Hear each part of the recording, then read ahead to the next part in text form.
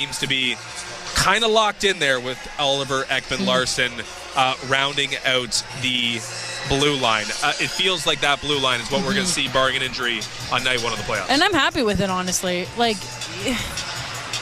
I don't know if I was always super high on seeing what Benoit could bring, but he's proved me wrong this season. And I think if that's your defense pairings going into playoffs and everyone's healthy, I feel like the most confident maybe I felt in the defensive structure of this team in a really long time.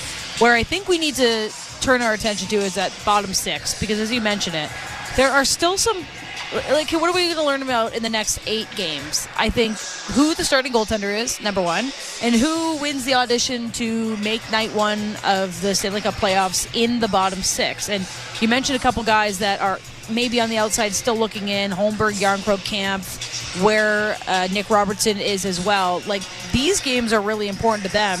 Don't play outside of yourself. Don't be like, I need to make the opening night playoff roster. Just be, like, quiet and composed and do exactly what you're supposed to do as if this was game one of the Stanley Cup playoffs. And this is a perfect opponent to do it to. Can you play good defensively? Can you not get pulled into the muck? Because that's going to be the Marchand way tonight, Sam Bennett way tonight. Like, they might not have the bodies. This might be a game where we see, like, the teeth of the Panthers, right, where they try to mess it up and get the Leafs off their game. The Leafs are feeling great about the game. The Panthers are not. They're coming in pissed off because they've lost to the Montreal Canadiens again, and they're losing their grip on the top of the Atlantic. So I want to see this without their captain tonight. Without their captain, like, their bottom six, the Maple Leafs bottom six, they can't allow for the Panthers to impose their style of ratness, rat-like behavior on the Leafs tonight, and that's what I'm interested in to see who handles that the best tonight. Yeah, I definitely think it's pretty clear what Berube wants, and I think what Berube wants is what we're seeing.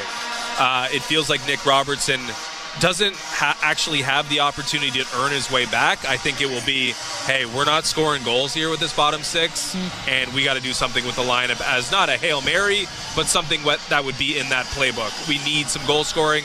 Nick Robertson can score goals. Can we get him back in the lineup? That said, within the last week, Pontus Holmberg has been scratched. Within the last month, David Kampf has been scratched. Within the last, I guess the whole year, Calle Järnkrok has been on the outside looking in and trying to make his way back to the lineup. He's been a mainstay since he came back early in March, but it's not as though Holmberg has made himself undeniable. It's not as though Kampf has made himself undeniable, and I think Järnkrok probably still has to continue to raise his level to be a shoe-in on this lineup. I don't think Scott Laughton is coming out, and he's been obviously developing and progressing within his stay here over the last couple games, but you did spend a first-round pick on him. He's not leaving this lineup. I think people will riot. No, they'll riot, and they shouldn't. You got to give him the space, even more space, to figure it out, and hopefully they can do that while trying to win hockey games down the stretch. But to me, it's pretty clear. Nick Robertson only enters this lineup again if there is A, an injury, or B, a dire need, a desperate need for some goal scoring with which the secondary units cannot supply. What a revelation Bobby McMahon has been. Who was penciling Bobby McMahon in top 6 minutes stuck beside Tavares and Nylander? Like, that guy is such a good story. A scratch on night one of the season. It's unbelievable. Like, man, we spend a lot of airtime talking about Nyes being up for his next contract and Matthews being the captain. Is he battling something? And Marner, who knows where he's going to be next season? How much money does he want? And Tavares is old, but look at what he's doing. And William Nylander. But, like, Bobby McMahon deserves a lot of attention and a lot of praise. It's been awesome to watch him just fit in. And he does his job night in, night out. Well, most of the time. You know, he's still getting his seasoning to him. But I really like watching him. And that top 6 is clicking very nicely the way they are structured. And I hope that they continue that way and there's no more juggling. It is interesting how this is all played out because the core 4 has been established for many years now. This is now 7 years, the 7th year since John Tavares showed up. And it's always been very profitable. It's always been very good. Whatever combination generally works. Austin Matthews is building legendary status here. Mitch Marner, if he sticks around this summer, is building legendary status here. The same can be said for William Nylander, and John Tavares It doesn't look like he's going anywhere anytime soon, at least from a production standpoint. These guys have been great regular season players, but there's always been something missing, it seems. It's almost like Matthew Nyes was needed to unlock the first line, and now it feels like Bobby McMahon was needed to unlock the partnership between John Tavares and William Nylander that at times has just flat out not worked. Yep. And now with Bobby McMahon, since he's been elevated to that spot, it's looked awesome. It's not necessarily like, hey, Sedin level chemistry, but John Tavares has been a stud. Yes. William Nylander has scored 40 goals this year, and Bobby McMahon looks like he makes both of those two players better. So his ability to step into the top six has been a real key for this group functioning at its highest capacity. And Bobby McMahon, 20 goal scorer, too. That alone in itself was probably something, as an undrafted guy who played the Newfoundland Growlers, was a free agent, Leafs signed him back in April 2022. I don't think that many people were penciling in Bobby McMahon to already have 20 goals on the season, 33 points, and a couple big games to come. So I think he just deserves a lot of credit. And the team seems to love playing with him. He's gritty. He's smart. He doesn't play outside of himself. He sets his line mates up, and it's been a really nice fit on that second line. Let me give you the Florida Panthers lines, because with the Alexander Barkov absence, it's been thrown into a blender just a little bit for the Panthers tonight.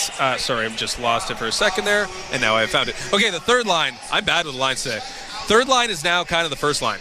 Eetu Luostarinen and Anton Lundell will be playing with Sam Reinhart tonight. Wow. That is listed as the top line. Of course, Sam Bennett and Brad Marchand playing with Carter Verhaeghe is, I guess, on paper the more impressive line, but the second unit on the best day for the Florida Panthers, it'll be Sam Iskevich, Evan Rodriguez, and Jesper Boquist on the third line, with AJ Greer, Thomas Nosek, and Jonah Gadjevich being the fourth line. You mentioned how it's like, we're looking at the bottom six unit for the Maple Leafs tonight and how they're going to progress. Like, it's an easier lineup to play against without Sasha Barkov, but that is a hard bottom six to play against in direct matchups. So it is still a test for the depth guys for the Maple Leafs. On the back end for Florida, Gustav Forsling and Seth Jones, with Iko Mikkola and Nate Schmidt on the second pair, and it'll be Magna and Balinskis on the third pair, with Sergei Bobrovsky in net for the Florida Panthers. So without Dmitry Kulikov, without Aaron Ekblad, that is a diminished blue line for Florida. And of course, Brandon Montour went out the door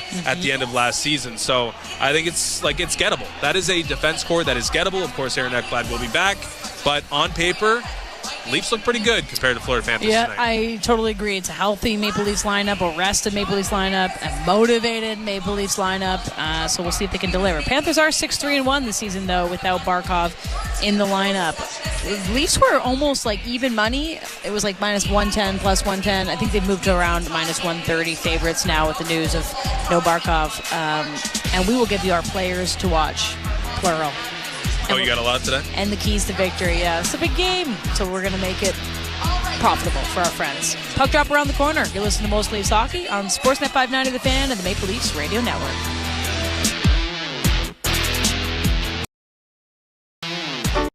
Stadiums for the coziest holes in the wall.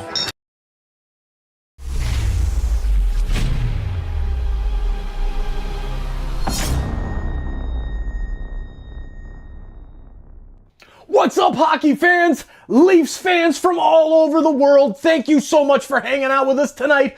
Our Toronto Maple Leafs host the Florida Panthers in a huge Atlantic Division clash at the end of the season. Who's making the playoffs? Well, both teams are. Who's going to be in a top spot to have that home ice throughout the playoffs?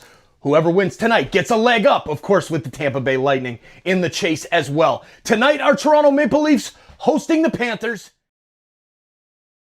Cheers, Insiders! Thank you for being here every single night, cheering on our Toronto Maple Leafs, keeping it classy here in the chat. I just had to stop and say thank you so much for being here. Just by being here, just by helping out, just by sharing the link, just by hitting that like button, subscribing if you haven't done that already, makes a huge impact with SickKids Hospital. We are running our Bracket Mania campaign right now through March Madness, and please take a look at that link, donate if you're able.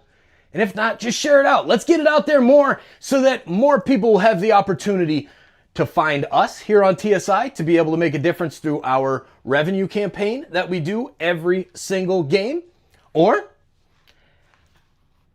they'll be here to hang out with us in the chat, having a good time. Thank you for hanging out with us tonight. Thank you for making this community what it is. I can't wait for this playoff run, Toronto Maple Leafs fans. Let's have some fun. Let's keep it classy tonight. Let's keep it classy tonight, and we'll see you back in the chat. Go Leafs, go! Come on, Willie. You're getting a goal tonight. I can feel it. Visit your Ontario Honda dealer and test drive yours today. Explore a world of groundbreaking independent music and emerging artists. On a channel where pioneers like Pavement, The Strokes, and Beach House play alongside the artists shaping the sound of this moment. Find independent music curated for the curious on Sirius XMU. Channel 35 and outside the car with the Sirius XM app.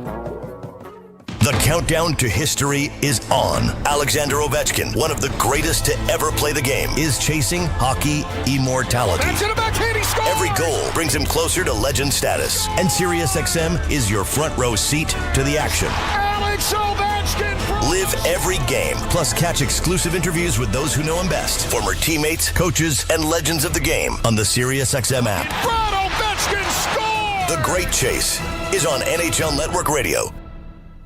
The Power Play with Steve Koulias. General manager of the Winnipeg Jets, Kevin Cheveldayoff. What would finishing first overall mean to the organization, Kevin? Well, I think anytime that, you can finish in an area where you're getting recognized, it's special. But again, the important thing for us is process. Is when we buy into playing the way we need to play, then, we feel comfortable that we'll win more games than not. And then you let the chips fall where they may. The Power Play. Weekdays 3 p.m. Eastern on NHL Network Radio. SiriusXM 91 and the SiriusXM app.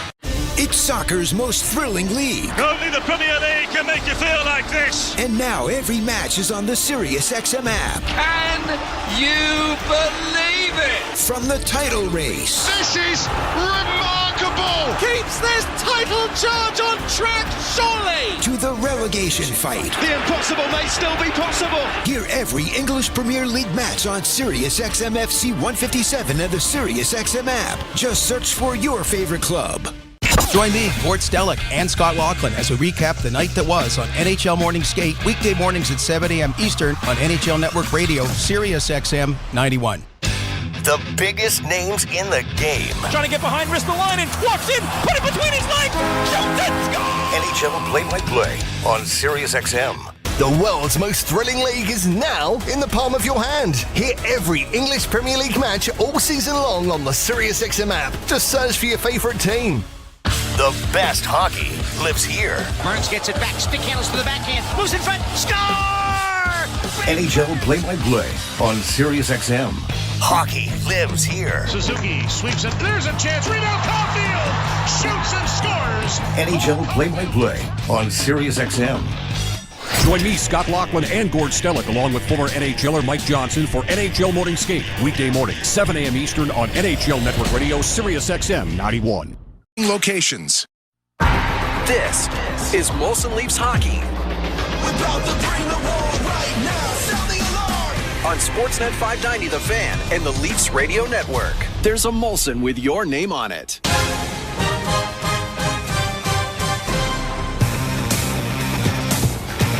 Welcome back to Molson Leafs Hockey on Sportsnet 590 The Fan and the Maple Leafs Radio Network. Eilish Forfar and Justin Cuthbert in the arena for the biggest game of the Maple Leafs season so far. We are self-declaring it that way. Leafs and Panthers. Leafs with a huge opportunity to continue to take hold of the top spot at the Atlantic against the Panthers, who are on a back-to-back and have a couple less bodies than you probably will see night one of the Stanley Cup playoffs. So good opportunity for the Maple Leafs to get a couple points tonight.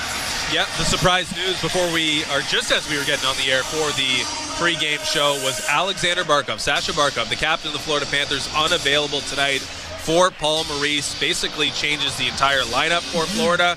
And in a big game, a game that will have serious consequences when determining who wins the Atlantic Division, that is a huge boon for the Toronto Maple Leafs. They can move 4 points up on Florida with 7 games to go with a regulation win. If they lose in regulation, well, they're all square with Florida with 7 games to go, and that puts Tampa Bay actually in the catbird seat for the Atlantic Division if that is the result tonight. So a big opportunity for the Maple Leafs to put some distance between themselves and Florida, and that is great for winning the division, but also sealing up some home ice advantage if they in fact can't beat out Florida in the end, or Tampa Bay, in the end.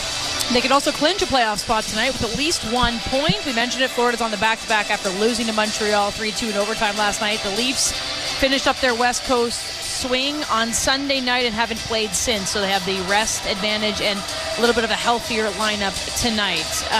All right, let's go to your key to victory, Justin. Key to victory is brought to you by your Ontario Honda dealers. Up your game, lease a CRV Sport from 1.99% up to 36 months. Visit HondaOntario.com. Yeah, for me it's stacking shifts. It's something Craig Berube likes to see from his team. Stacking shifts means, you're playing multiple in a row in the offensive zone and putting pressure on the opposition. Florida comes in without its basically the best center, defensive center in hockey in Alexander Barkov, and a diminished blue line without Aaron Ekblad and Dmitry Kulikov. Everyone in this Florida Panthers lineup is going to have to be forced to be a little bit more on a second half of a back-to-back. So if you can play in the offensive zone, stack some shifts together, you can make life pretty miserable on a team. And I think they have that opportunity tonight against Florida. Yeah, I think that's fair. I think tonight should be a huge opportunity for the Maple Leafs just to dominate. Like, this is a diminished Florida Panthers lineup that you will see them again, but who knows by that time, one more game against the Panthers and the Lightning, who will be in the lineup. So take advantage of the opportunity at hand tonight and just win, baby. That should be the motto if you're coming out tonight. Yeah, maybe in regulation, just to help you. Yeah, you know what? Let's not get picky, Justin. No, you probably should. This is also an opportunity, we have seen the Leafs in must-win games not show up. Tonight, you have no excuses. They're missing 3 or 4 of their most important players tonight. They are on a back-to-back. They're going to be more tired than you, and you are sitting with all the opportunity in the palm of your hand. So this has to be where you change that narrative and you just flip the script to say, we do show up for the big games. And that is a massive game tonight for the Maple Leafs. He's not the boogeyman per se, but he is a natural foil for the Maple Leafs, and that's Brad Marchand. Acquired at the trade deadline by the Florida Panthers. He will be in the lineup tonight for Florida, playing with Sam Bennett, who also is a bit of a natural foil for the Maple Leafs. He scored 2 goals in Florida's win last time out against the Toronto Maple Leafs. So it's not as though the Maple Leafs are going to have it easy tonight, because Sam Bennett and Brad Marchand always make it difficult on the Toronto Maple Leafs. Let's go to the Player Watch presented by Bet365. Whatever the moment, it's never ordinary at Bet365. Must be 19 plus. Ontario only. Play responsibly. Visit connexontario.ca. Who do you got for me? The 2 people you just mentioned. Thank you. Brad Marchand is one of them. I usually give the opposing teams, but I just couldn't resist. Brad Marchand, now a Panther. He's got 57 points in 57 career games against the Maple Leafs and 29 points in 28 career games against them. And he's going to try drawing penalties. He's going to try to bring the Maple Leafs into the muck.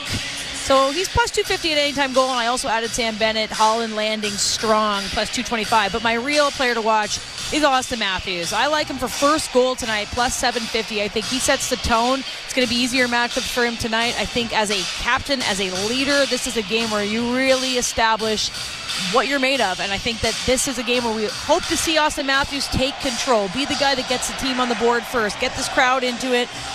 The amount that could get here on time actually is pretty good, and just get this place going. This is a huge game for the Maple Leafs, and I think I like Matthews to be a star tonight. And if you don't like the 750 first goal, he's plus 110 anytime. Yeah, Anton Lundell is playing some top center minutes tonight. He's baby Barkov, but he ain't Barkov. He's not grown man Barkov like Sasha Barkov is. So an easier matchup tonight for the top line of Matthew Nyes, Austin Matthews, and Mitch Marner. Second line will be Bobby McMahon, John Tavares, and William Nylander. It'll be Lott, Domi, and Yarncroc on the third line. Pontus Holmberg, David Kampf, and Steven Lorentz rounding out the unit. On the blue line, McCabe and Tanev, Riley and Carlo, Benoit and Ekman-Larsson, all of that looks like what we could see night one of the Stanley Cup playoffs. And maybe the chosen starter will be the chosen starter for night one of the playoffs. Anthony Stolar is going up against his former team in net for the Maple Leafs tonight against his former running mate, Sergei Bobrovsky. Yeah, Anthony Stolar is my heart player to pick tonight. I'm just interested to see how he shines tonight. Leafs have not beat the Panthers this season. This is a huge opportunity for him, as you mentioned, former player for the Panthers, going against Bobrovsky. All of the weight and the pressure, we've been saying it's a must-win, Like, I want to see Anthony Stolar play really strong tonight because he's auditioning for that opening night starter role as well when the playoffs roll around. And I think this is a huge vote of confidence from the head coach. You want to show him that he made the right decision. With Nick Robertson basically stapled to the press box, it's clear Anthony Stolarz is the one guy who still has to play his way onto that opening night lineup. This is a massive opportunity for him, and I think a statement for Berube choosing him to play tonight. Biggest game of the season? Until the next time they play Florida. Yeah, that's the fun part. Like then Tampa. This is the biggest game of the week in a sense. That's what a playoff race looks like. This is like a little mini series against the Florida and the Tampas as they will play each other again. Only 8 games remain. The Leafs hoping to hold on to first spot in the Atlantic against the Florida Panthers tonight. It's going to be a fun one. We're happy to be here at Scotiabank Arena to get you set for it. Puck Drop with Joe Bowen and Jim Ralph is next. You're listening to Molson Leafs Hockey on Sportsnet 590 The Fan and the Maple Leafs Radio Network. Sports Grid Radio is covering the lines, odds, and props for every major sporting event. The Final Four. Cinderella's a cute story. Cinderella always goes home at midnight. MLB.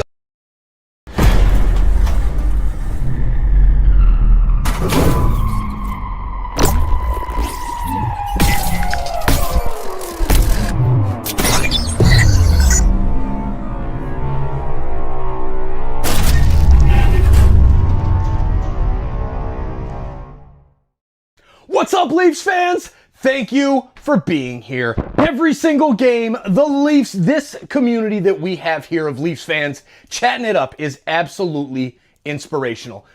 Now, let's get to the important stuff. Here on YouTube, let's help bring more hockey fans here to the chat. Please hit that like button down below. And while you're out of the chat hitting that like button, please share the link as well. Please hit that arrow. That's going to send this out. Facebook, Twitter, Instagram, whatever you've got. I'm not a big social media fan myself, but whatever you got, share it out, and that will bring more Leafs fans and more hockey fans here to our awesome community, making a difference in Toronto with SickKids Hospital. Now let's get back to the hockey. Go Leafs, go! Big win tonight. Let's go, boys! Need to play, then we feel comfortable that we'll win more games than not, and then you let the chips fall where they may. The Power Play, weekdays 3 p.m. Eastern on NHL Network Radio, Sirius XM 91, and the Sirius XM app. The Point with Boomer Gordon. For months, I've been listening to hockey people warn the Sabres, don't move on from Dylan Cousins. This is the one you'll regret. The fact that you're trading in division is amazing to me. This guy can come back and haunt you like every Sabre does. But if I'm an Ottawa Senators fan, Jake, I'm over the moon on this trade. Points with Boomer Gordon. 1 p.m. Eastern on NHL Network Radio, Sirius XM 91, and the Sirius XM app. It's soccer's most thrilling league. Only the Premier League can make you feel like this. And now every match is on the Sirius XM app. Can you believe it? From the title race. This is remarkable. Keeps this title charge on track, surely. To the relegation fight. The impossible may still be possible. Hear every English Premier League match on Sirius XM FC 157 and the Sirius XM app. Just search for your favorite club. We deliver the NHL. And I just wonder, Berkey, what your thoughts are on the Capitals. They are Exhibit A as to why a retool can work. Yes, but it's early. Haven't had a playoff run yet. A lot of people taking vows right now that shouldn't be. I really like this coach. I think Chris Patrick, the GM, has done a real nice job. It is a retool, right? And the goaltending's been spectacular, but let's see. Don't pick out a parade route yet, boys. Sirius XM, NHL Network Radio, Sirius XM 91. The best player analysts and insiders live on NHL Network Radio. Mike Johnson. If you would have asked me, what's the one record that would never, ever, ever be broken? Was the 894 goals. Every single day he scores, that's sort of the lead story in the NHL. And yet here's Ovi about to do it, and he's going to push through 900 goals, and he could push to 1,000 if he wanted to. He played 3 more seasons. Get the latest opinion and analysis you need on the home of hockey, NHL Network Radio, Sirius XM 91, and the Sirius XM app. The world's most thrilling league is now in the palm of your hand. Hear every English Premier League match all season long on the SiriusXM app. Just search for your favourite team. And the Leafs Radio Network. Is it a playoff preview? Well, it just might be. The Leafs and the Florida Panthers meeting for the second last time this season. Another game to be played down in Sunrise, Florida. The heroes of the Hemp Huts, brought to you by Molson. Molson, everyone in. Anthony Stolarz, 16-8-3 with a 2.35 goals against average and a 9.19 save percentage. But is 0-2-0 against the Panthers with a 3.61 goals against average starts for Toronto. Sergei Bobrovsky, 31-16-2, 2.44 and a 9.07 save percentage, who is 15-8-1 lifetime against the Leafs, gets the call for Paul Maurice's team, who are banged up and suspended. So the Leafs have an opportunity here as they defend the goal to the right, and the puck is dropped, and it goes back to Seth Jones, who will go D to D with it and then play it off a skate down into the Toronto end.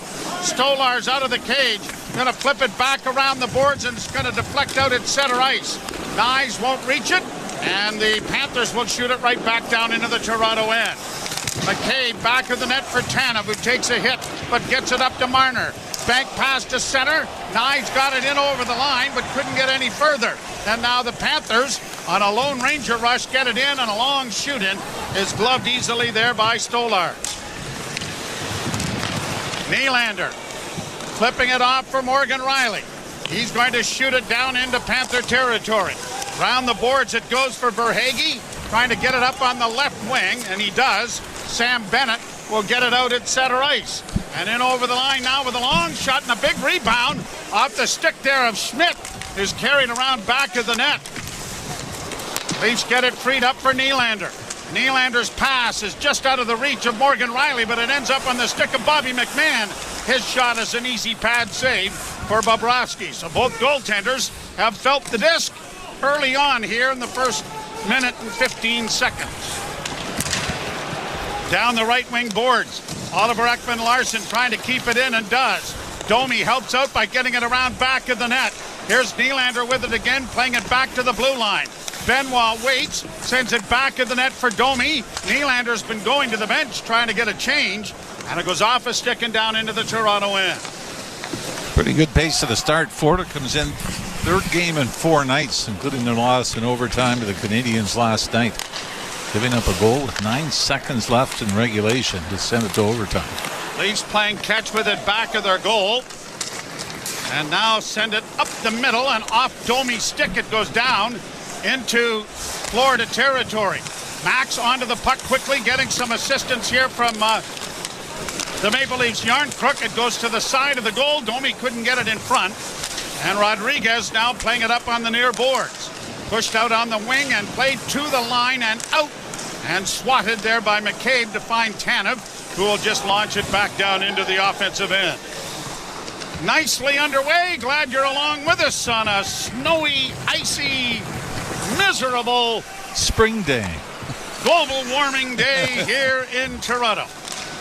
Puck to center ice and brought in over the line. Nosek plays it around back of the net. A.J. Greer got there first as it comes around the point to Seth Jones. Jones with a shot in front of the net that's deflected to the far side. David Camp able to play it to Morgan Riley. A long lead pass looking up for Pontus Holmberg is intercepted and quickly played back into the Toronto zone. Dmitry Kulikov, Nico Sturm, and Alexander Barkov. Scratches. Barkov started the game last night in Montreal, but left mid-game. Puck intercepted by Benoit, but he couldn't get it in front of the net. Leafs on the near boards. Nyes couldn't get it in deep. Brought out at center ice now by Florida, in across the line and offside. And we'll introduce the officiating crew. Brian Pachmara and Francis Charon are the referees. Derek Nansen, Kyle Flemington, the linesman. No. Sasha Barkov left the game, came back, ended up finishing the game, but obviously whatever ailed him is going to keep him out of the game tonight. It is amazing, isn't it? Wishing who you play in the playoffs. Remember the chance of we want Florida? Well, the Leafs against Florida, 9-2-2 the Panthers are against the Leafs in the last 13 games. And the Leafs have not scored more than 2 goals in a game against this team in quite a while, dating back to the playoff year. 23. Nylander playing it up on the wing. Chipped out at center ice for McCabe. He'll shoot it into the offensive end.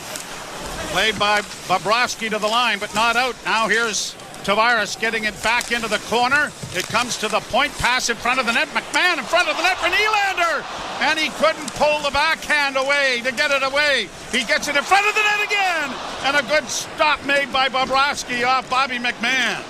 First good scoring chance for either team is stopped by Bobrovsky.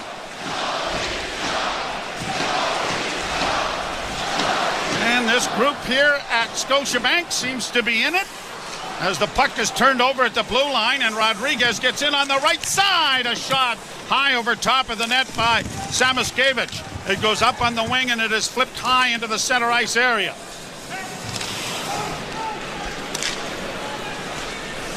Panthers back in their own end, organized. Both teams getting changes going. By the way, Anthony Stolar's way out of the top of the crease off that rush off the right wing. Played in over the line. Riley banks it back out at center ice. Corralled by Balinskis. Gets it up on the right side. Fed in by Samoskevich. Round on the boards. It's cleared to the side of the goal. Scooped there by Stolarz, but he hit a friendly skate. And instead of it going into the corner, it ricocheted back out at the slot area. Hence the tone of my voice going, oh no. Back of the net now for Lorenz, a centering pass. Jammed at but not registered there by Yarncrook. Now a point shot is kicked away by Bobrovsky and the Panthers start out of their own end. Played down into the Toronto zone. Stolarz punching it along the boards, but a couple of Panthers outnumber the Leafs to get it back to the blue line. Long shot goes well wide of the goal. Knocked down in front was Nosek as it played up on the wing, and Marner starts out of his own end with skating room to center. Marner will bank it around the boards, but out of the net comes Bobrovsky, but he gives it back to Marner. Marner tried to center, but it hit a skate, and out come the Panthers to center ice off a skate, corralled by the Leaf defense. Tanev to his defense partner who got it ahead, but unable to get it into the zone was Marner. And it's back at the blue line, and now here's McCabe intercepting. Bank pass ahead for Matthews. Matthews will slip it into the corner. Took a hit to make the play. Gets it back to the point. D to D now to McCabe. Long shot coming, but it's wide. Rebound on the near boards, and it's in along the wall, and a hit there by McCabe. Kept in by Nyes, and for Matthews! Big save by Bobrovsky. Matthews cut right across the goal crease, went to the backhand, and Bobrovsky stayed right with him. 2 good scoring chances for the Leafs of the 5 shots they've had, and this crowd responding. Here's Verhaeghe trying to get it in front of the net, and the Leafs pull it away, and Nylander is to center. He's going to ring the boards with it around to the near corner. Marchand playing it back around to the far side, cut off there, and a shot knocked away. Big rebound, unable to deliver was Tavares. He gets it to the side of the goal, fed in front of the net, no one home, and the Panthers bring it to center. Left wing side slid towards the net, scooped aside by Stolarz. Pretty good pace, isn't it? Leafs have had some jump. Bennett trying to get it in front, couldn't. Leafs get it ahead. It'll be played off the glass into the center ice area. but it goes out of play, and a stoppage of play here. You know what I've loved about the start for the Leafs? We've seen with the Tavares line and the Matthews line, chip the puck in, go in after it. Instead of trying to make the great play, and speed. It is a 0-0 tie, and you're listening to Molson Leaf Hockey on Sportsnet 590, The Fan and the Maple Leafs Radio Network. Feel the bass, ride the rhythm, and move to the dance hits and remixes that defined a generation in Utopia.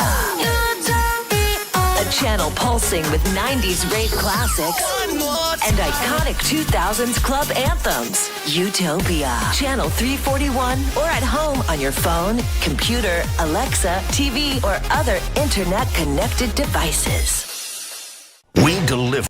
What's up, insiders? How we doing this evening? All right, our buds, let's go, baby. Let's get the win tonight. Maple Leafs, we've got to take advantage of the injuries there already. What a start to the game and the stream here on TSI. I had to go. I couldn't get my Leafs jerseys in the wash. I got to get new stuff from Jelly with this stuff. And by the way, I have some emails to send out from those t-shirts that I sent out a while ago. I got them back. So this whole USA-Canada thing is trouble. But anyways, that's not why we're here. Big shout outs to the gift memberships there from Andrew Hurd, as well as the awesome super chats. Mike St. Jean, Pierre, thank you very much for the support. Now let's get back to the hockey. Let's have some fun in the chat. Look at that. Carmen's here. Peso Frank Don. The Don Perico is in the house. Peso Frank. Lucas Dempsey, Stefro. Joseph Duarte is here. How you doing? Jose, my man. Good to see you, Jose. All right, we've got everybody in the house. Shield as well. Frank Cameron's here. All right, Allison in the house. Miss V, Stefan, Sandra Berube, Endry, Tanty, Angie. The list goes on. I love it. Got to get back to the hockey. Go Leafs, go. Yesterday, but what a wonderful individual and what a character. Just a tremendous guy and did a lot of stuff with the alumni. I know that. Affectionately known as Trees. Yep. And everybody's got, anyone that came in contact with him, you've got a Mark LaForest story. And a laugh and a smile. And just somebody that you lit up when you saw him. Yep. Shot, knocked away. Sean Burke and Mark LaForest had one of the great goalie fights that I got to call over the years. Played out into the center ice area, hauled down. Boquist took his man down, but no call. And the Leafs have it under control in their own zone. McCabe waiting for Matthews to swing into his own zone. Looks up on that wing, fakes the pass, and goes off on the far side. But Marner couldn't deflect it into the zone. And now back down into the Toronto zone it goes as Tanev takes his man out. A centering pass is going to go all the way down into the Florida zone. Panthers back. Schmidt gets it up on the left wing. Played off the glass and around into the Toronto zone. Leafs with 6 shots. And Florida with 3 as Marner intercepts a pass, saucers it ahead for Matthews. Matthews almost got it around the last defender, but it was cleared into the corner.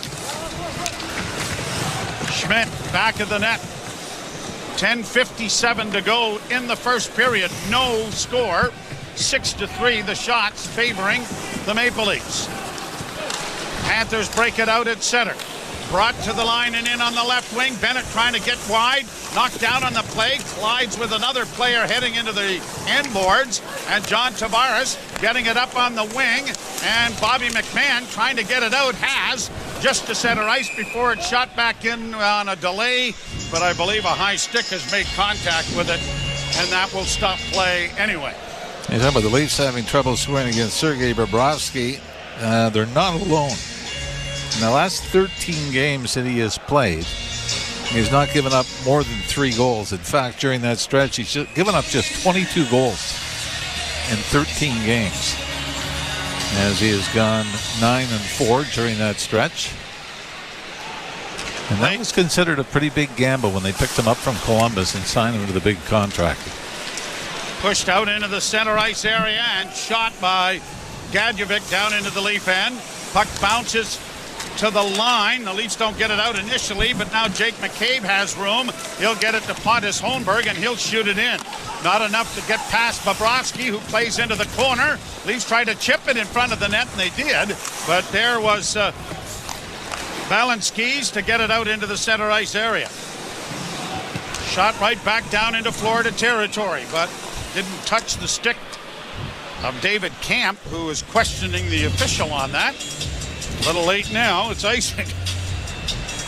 And I think Camp's question wasn't that close enough? Look, there's snow on the tip of my stick because of touching the puck. And Florida, though, scored both their goals last night against Montreal, winning off Montreal defenders. Leafs win the face-off. Slipped around back of the net for Tanev. He gets it ahead for Yarncrook, and then bowled over there on a hit by Lawton as the Panthers get it down into the slot, and a drive, and a good pad save made there by Stolars. Domi back of the net, far side for Morgan Riley, back to his defense partner. Leafs are exchanging the disc as it's chipped in by Lawton. Down in around back of the net is Bobrovsky. Got it away, but Lawton cuts it off. Centered pass in front of the net. Backhand try, and it doesn't reach the net as it was blocked by a stick. Off the stick there of Yarncrook. Yarncrook back of the goal. Bank pass back to the point, and a shot coming. That deflected wide and into the corner. Yarncrook has it once more. He'll look back towards the blue line, find himself, and now a wrist shot trying to be played by Brandon Carlo. Goes around the boards to the far side. Played into the corner, and Scotty Lawton is there again. Flipped it around to the near point. Leafs have changed. Good little pass made there by Marner to free up Benoit. He's gone around back of the net, centering. Pass, a shot off Matthews' stick, stopped by Bobrovsky. Two good scoring chances by Austin Matthews, thwarted by Bobrovsky. Marner keeps it in with a shot. Bobrovsky down to cover up on that. Leafs are buzzing, and they got a line change in as well. And I don't know, when Mitch Marner made that little between-the-leg pass, he might have thought it was Matthews there, but it was Simon Benoit who was still able to keep it in long enough until Matthews came out and unloaded one from the high slot. No score, Leafs and Panthers. You're listening to Molson Leaf Hockey on Sportsnet 590 The Fan and the Maple Leafs Radio Network. When you get a Subaru with symmetrical full-time all-wheel drive and class-leading safety included, it's like you also get... What's up, Leafs fans? How we doing this evening? We're cheering on our buds against the Florida Panthers in a huge Atlantic Division clash at the end of the season. Who's going to get the upper leg and the home ice advantage come April 19th or the 20th when the playoffs face off? It's going to be crazy. Now's the time of the show for you to let us know where you're watching from all over the world. Please let us know in the chat your city and province in Canada, city and state in the United States, or your country and flag emoji in the chat. And when you do that, click that link you see going through, or it's in the description of our live viewer tab on our website, www.torontosportsinsider.com, and find out where the rest of the world and Leafs fans are hanging out with us here on TSI. Now let's get back to our buds. Go Leafs go. Come on, I can't hear you in the chat. I want to see that Go Leafs go flying through there with all of these cities that we have hanging out with us all over the world. We'll see you back in there. With an estimated range of over 800 kilometers and available features like a Bose premium sound system, your crew will love it too. Huh, maybe it should be called the Civic 2.0. Redefine your drive with the 2025 Civic Hybrid. Visit your Ontario Honda dealer and test drive yours today. You're listening to Toronto Maple Leafs hockey. Leafs win the draw. Marner with a shot at traffic, scores! On Sportsnet 590 The Fan and the Leafs Radio Network. 8.5 minutes to go. First period. The Leafs out shooting Florida 8-4 and have had 3 real good scoring chances, but there is no score.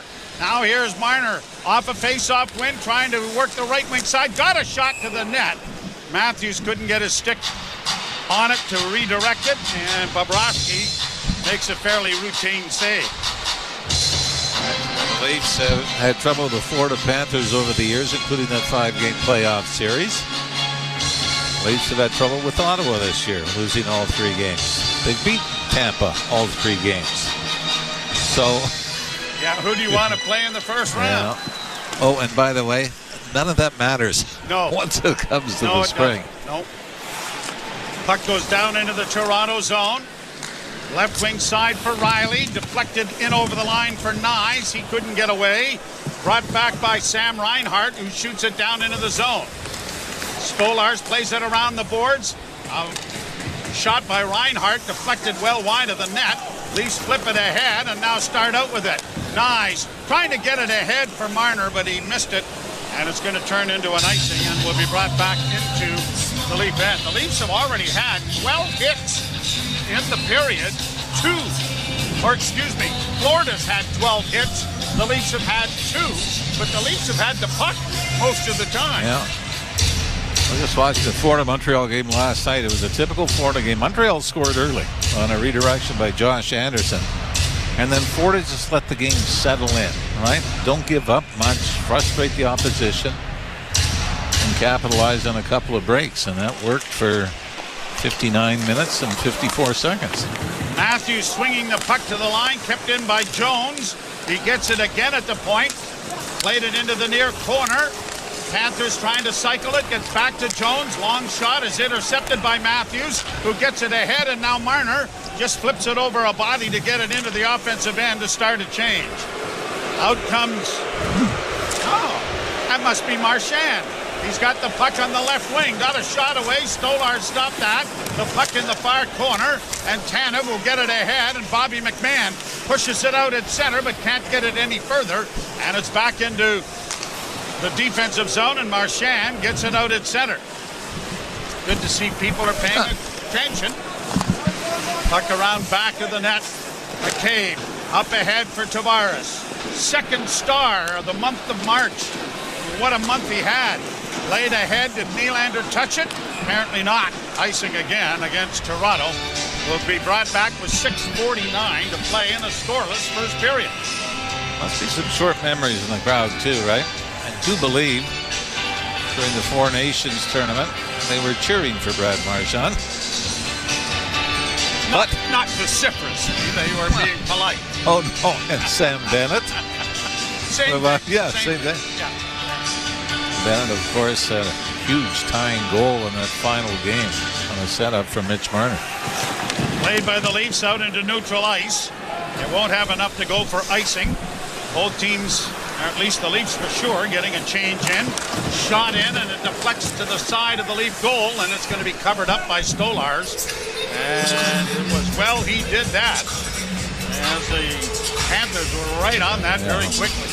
Mikko Mikkola that threw it in for the point. Mikkola was fined $5,000 the game Sunday against Montreal, Sunday afternoon. Just fired a puck right at the buzzer, right at David Savard. Down 2 goals. Well, it was the buzzer. Yeah, it was done. Yeah. Well, it wasn't like it was not a Hail Mary. Wishing and hoping to score the tying goal from there. No. Up on the left wing, shot in by the Leafs. Benoit down into the corner, comes around to the near corner. Benoit thinks about pinching, and as well that he did, he's able to keep it in. Now played out into the center ice area.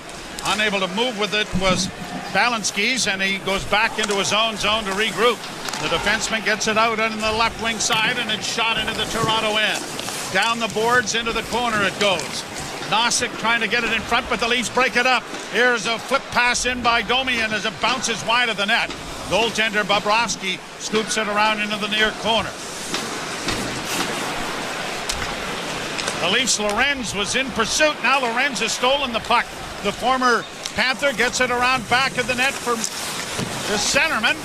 Unable to free it up, though, is David Camp. They have it up against the boards. Lorenz has it in his skates, hoping for a quick pass out in front was Pontus Holmberg, but it goes up on the wing, and now the Panthers will break it out at center. They get it down into the Toronto zone. Spun back by McCabe, but it's right onto the stick of Lundell. It comes back out through the center ice area.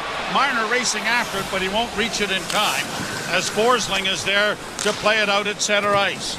Lundell shoots it into the Leaf end, and that's the signal for Paul Maurice's team to make some change. Out at center comes Matthews, left wing side, Nyes. Back to the net, it goes for Matthews. Spun back to the blue line. D to D, it comes to Morgan Riley. Played to the side of the net now. Trying to curl out with it now is Marner. Back to the point, and a shot deflected by Matthews right on. Bobrovsky makes a pretty good save there.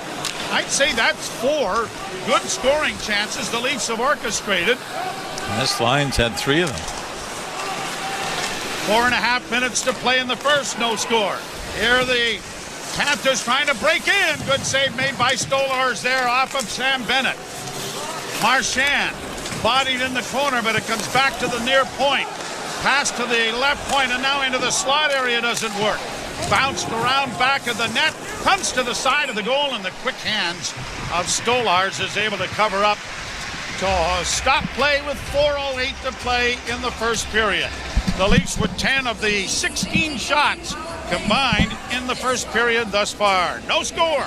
You're listening to Molson Leaf Hockey on Sportsnet 590 The Fan and the Maple Leafs Radio Network. Did you know you can get home and away feeds for every MLB, NHL, and NBA game on your phone? 3 for the win. He got it! Every game, all season. It's all on the SiriusXM app. It's out of here! Sports, the way they're meant to be heard. With your hometown announcers just a tap away. It is gone! An incredible finish! Search for your team and tap the plus sign to add it to your library. Every game.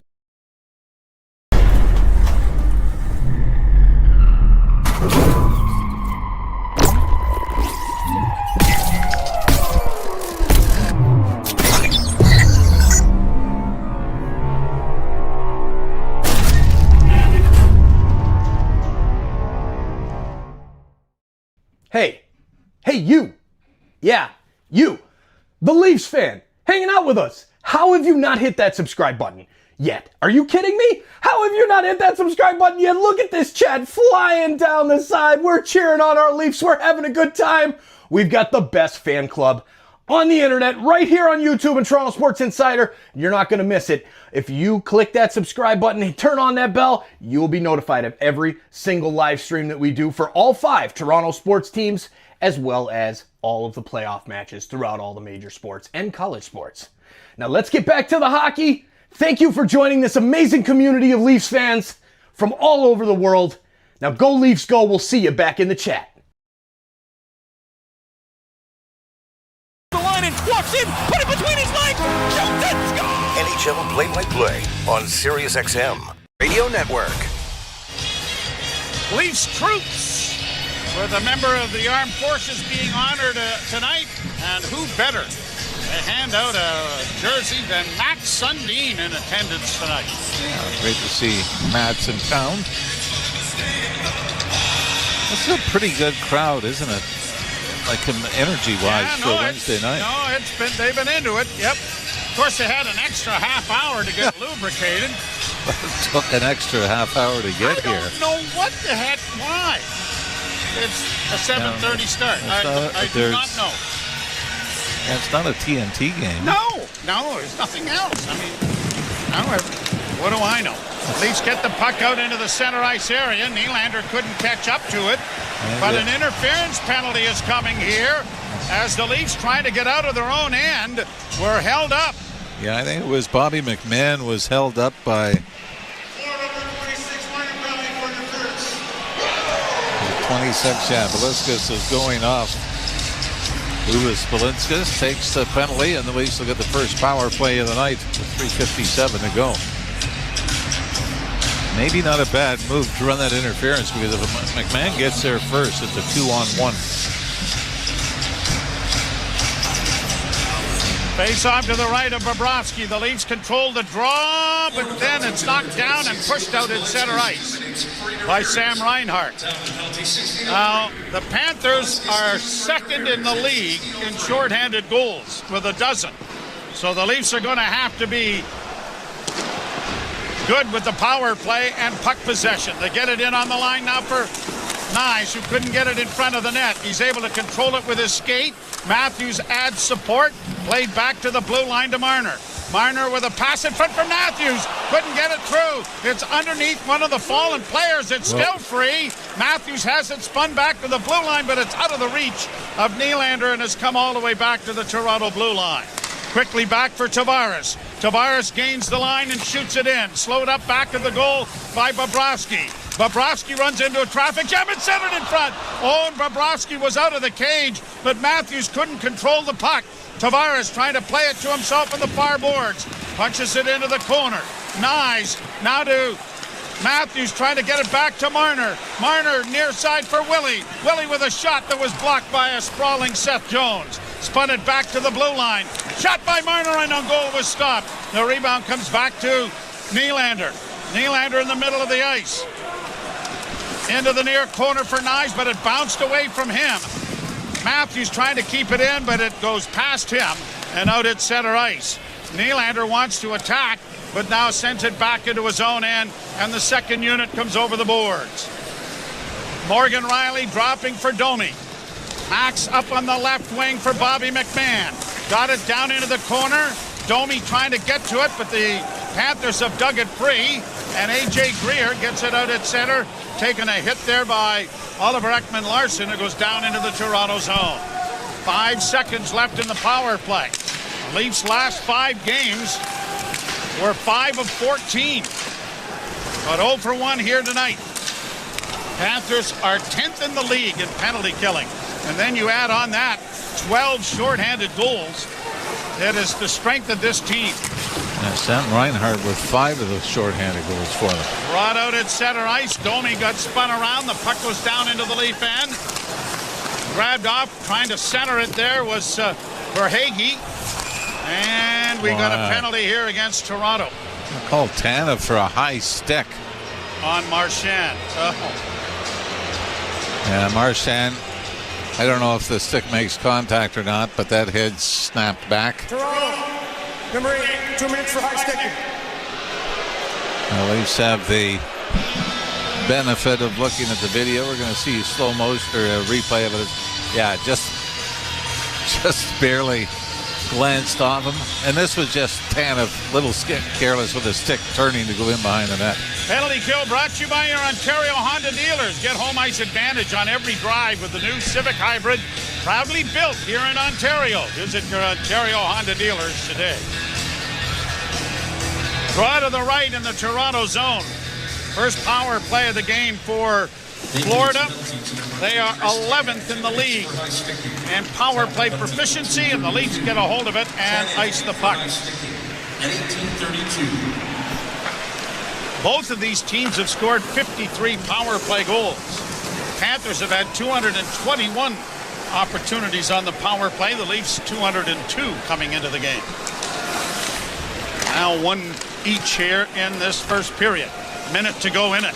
Up on the left wing side, the Panthers get it into the slot, knocked away. Marner couldn't get it out though. Swung around back of the net. Marchand in the far corner. Back of the net. Bennett off on the wing. It'll come to the line, but kept in at the blue line. Reinhart into the slot area, but no shot. It comes back to the point. Working in with it is Sam Bennett with a shot on the far side. Drilled there by Jones. Stopped by Stolars. Puck into the corner, intercepted by Carlo, and he launches it high on a bounce down into Florida territory. 25 seconds left in the period. It will dissect this power play as it comes to center. Nyes intercepts, works it back to his own blue line, gives it off to the defense, and Benoit will send it the rest of the way down the ice. Lawton up forechecking, 6 seconds left in the period. To center and in over the line. Backhand shot goes high and wide of the Leaf goal as the horn ends a spirited first period with the Leafs out-shooting Florida 12-7 and certainly out-chancing them in that first 20 minutes. Yeah, it looks like Paul Maurice made the right choice to play Sergei Bobrovsky in the second of these back-to-back games. The Leafs have to find a way to get through to the Florida goaltender because, as you've said, it's been a long time since they've been able to hit 3-4 goals a game against Bobrovsky. It is a 0-0 tie at the end of the first period. Ailish Forfire and Justin Cuthbert coming your way. You're listening to Molson Leaf Hockey on Sportsnet 590, The Fan and the Maple Leafs Radio Network. Alert the press! We are the press. Page 6 Radio, a brand new show, is on SiriusXM. I'm Danny Murphy. I'm Evan Reel. And I'm Ian Moore, editor at Page 6, the New York Post's iconic celebrity news column. We're your backstage pass to the hottest pop culture and entertainment stories you won't find anywhere else. We're breaking stories before you've even had your first mimosa. It's iconic, legendary, everything. Page 6 Radio, weekdays at 8 a.m. East, only on SiriusXM Stars, Channel 109, and on the SiriusXM app. The countdown to history is on. Alexander Ovechkin, one of the greatest to ever play the game, is chasing hockey immortality. Every goal brings him closer to legend status, and SiriusXM is your front row seat to the action. Alex Ovechkin! Live every game, plus catch exclusive interviews with those who know him best, former teammates, coaches, and legends of the game on the SiriusXM app. Brad Ovechkin scores! The Great Chase is on NHL Network Radio. The Power Play with Steve Koulias. General manager of the Winnipeg Jets, Kevin Cheveldayoff. What would finishing first overall mean to the organization, Kevin? Well, I think anytime that, you can finish in an area where you're getting recognized, it's special. But again, the important thing for us is process. Is when we buy into playing the way we need to play, then, we feel comfortable that we'll win more games than not. And then you let the chips fall where they may. The Power Play. Weekdays 3 p.m. Eastern on NHL Network Radio. SiriusXM 91 and the SiriusXM app. The Point with Boomer Gordon. For months, I've been listening to hockey people warn the Sabres, don't move on from Dylan Cousins. This is the one you'll regret. The fact that you're trading in division is amazing to me. This guy can come back and haunt you like every Sabre does. But if I'm an Ottawa Senators fan, Jake, I'm over the moon on this trade. Point with Boomer Gordon. 1 p.m. Eastern on NHL Network Radio. SiriusXM 91 and the SiriusXM app. We deliver the NHL. And I just wonder, Berkey, what your thoughts are on the Capitals. They are Exhibit A as to why a retool can work. Yes, but it's early. Haven't had a playoff run yet. A lot of people taking bows right now that shouldn't be. I really like this coach. I think Chris Patrick, the GM, has done a real nice job. It is a retool, right? And the goaltending's been spectacular, but let's see. Don't pick out a parade route yet, boys. SiriusXM, NHL Network Radio, SiriusXM 91. Hey, Jim Rome here. What's cracking? Hi. Hope you're enjoying the game, and when you're not taking in a game, find us on Sirius Channel 161, XM Channel 206. In fact, we'll be there every weekday afternoon, 3 p.m. to 6 p.m. Eastern Time. If you've got something you want to break down from this game, you know where to find us. Just make sure you have it taken, don't suck. Step your game up. That has never changed. In fact, the show has never changed. We're just back home, and it's great to be there. Sirius 161. The tournament is here. March Madness is here. The craziness is here. Don't forget, hit that like button down below and share this link out so we can get more basketball fans here in the chat, hanging out with us, cheering on your favorite team. Steals it and lays it in. Clayton a good look. Hit 6. Check out our new website, www.torontosportsinsider.com, and check out the link that is in the description as well as in the chat that shows where all of the live viewers are watching from.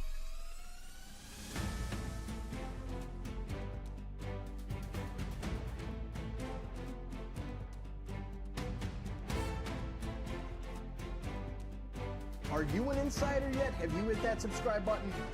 I bet you have now. Thank you for doing that. Thank you for checking out our Bracket Mania campaign. A lot more coming up soon.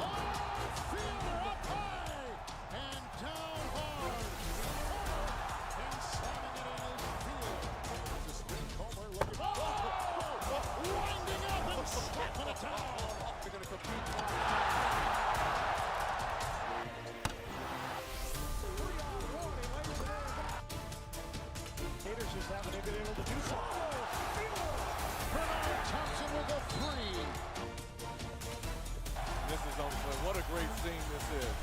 Stunning. Absolutely stunning. Hey, you. Yeah, you. This is Joe Bowen, the voice of the Toronto Maple Leafs. Thanks for chatting it up and enjoying this March Madness live hangout with us.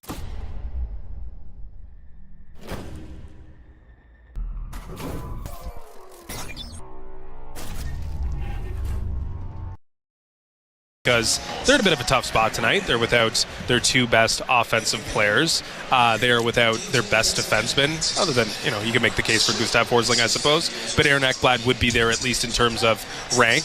They are shorthanded tonight, but what they do so well and what they do up and down the lineup is make it really, really difficult to get quality looks on them. And we mentioned it. Austin Matthews has had some quality looks, but Florida as a whole makes it really difficult to score on them with regularity.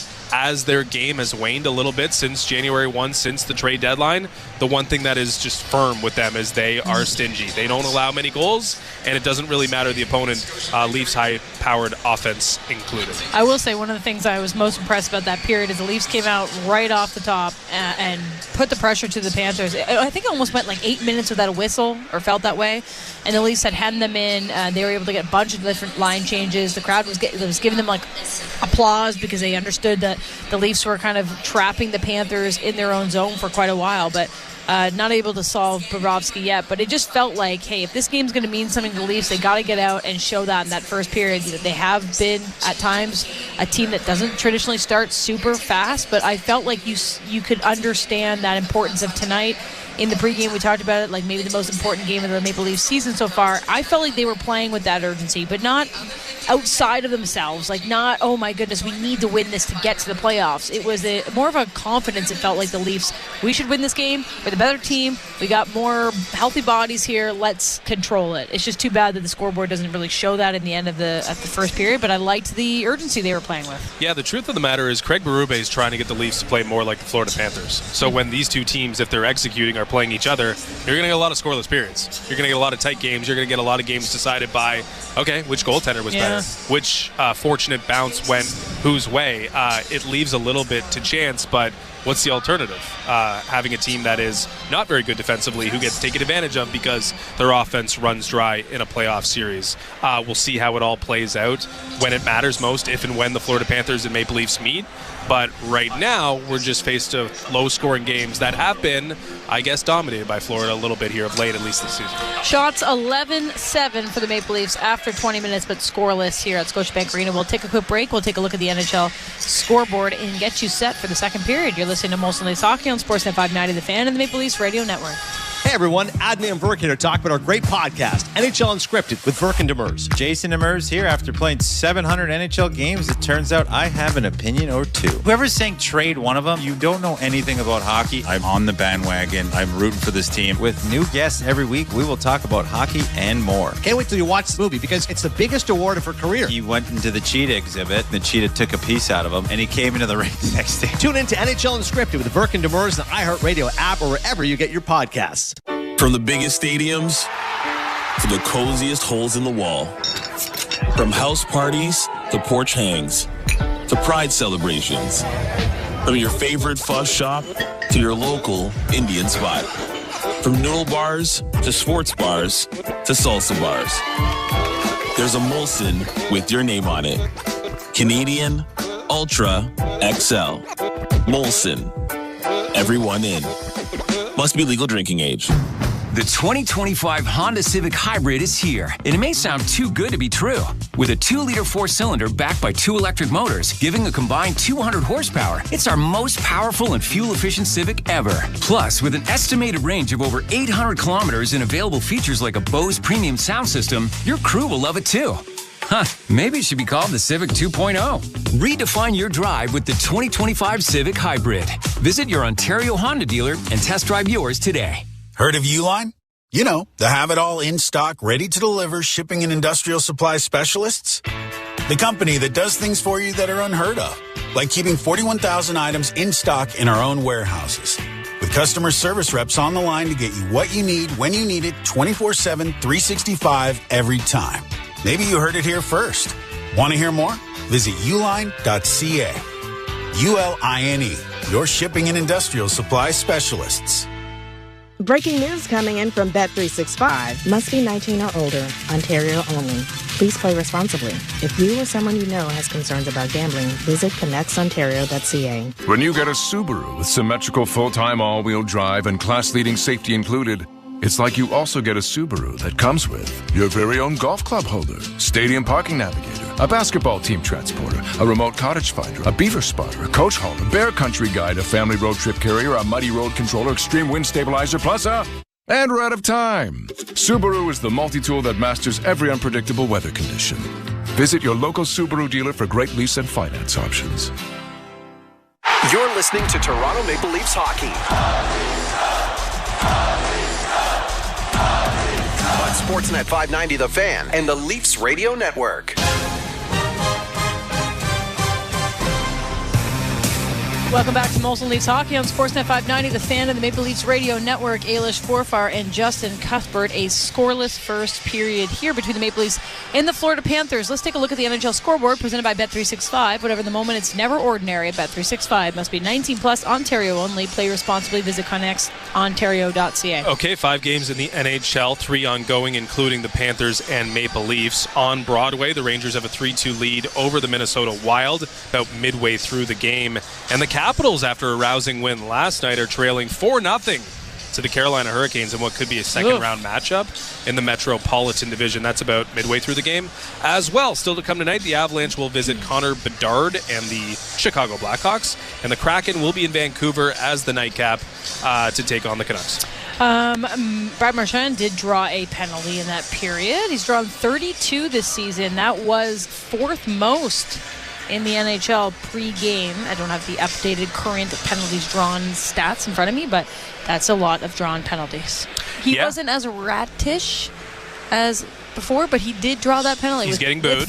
He's getting booed. He's got to elevate his ratty level to meet that of Sam Bennett. If they play together, the bigger of the two rats, not by just size, but of peak of their powers right now, could be. He's just winding your guy up, from where? Holland's Landing? Is that Holland Landing? Holland Landing. Holland's plurals. Don't want to throw that. Yeah, don't mess around with Holland Landing, all right? Okay, Holland Landing. Yeah, he's a nasty player, and he dominated the Maple Leafs last time out. And Brad Marchand's kind of his Robin nowadays. Oh, that's an interesting tag team there. We did also see Matt Sundin make an appearance on the video board for the intermission. Salute the troops. Yes. I almost said Luke's troops because it used to be Luke's troops. Salute the troops. That was really awesome to see. And credit to the fans in Scotiabank Arena tonight, acknowledging Matt Sundin with a pretty hearty ovation. That was amazing. And despite the weather outside, they were here to start the game and pretty fired up. The atmosphere is great inside Scotiabank Arena tonight. All right, what would make them more fired up is some goals in the second period. Jim Ralph and Joe Bowen will have the call of the second next. You're listening to Molson Leafs Hockey on Sportsnet 590 The Fan and the Maple Leafs Radio Network. Hear the Masters exclusively on Sirius XM. Hi, this is Mike Tirico, and there's nothing like the Masters. Rory McIlroy, he's thinking Grand Slam. The beauty of the azaleas, the passion of the patrons, and the best golfers in the world vying for a green jacket. For birdie, 16, it's on the way and in. Scotty Scheffler can put one arm in the jacket now. It all makes for one of the most iconic weekends in sports. Join me for live coverage of the Masters beginning Thursday, April 10th on Masters Radio, Channel 92 in the car, and the Sirius XM app. The countdown to history is on. Alexander Ovechkin, one of the greatest to ever play the game, is chasing hockey immortality. Every goal brings him closer to legend status. And SiriusXM is your front row seat to the action. Alex Ovechkin! Live every game, plus catch exclusive interviews with those who know him best. Former teammates, coaches, and legends of the game on the SiriusXM app. Brad Ovechkin scores! The Great Chase is on NHL Network Radio.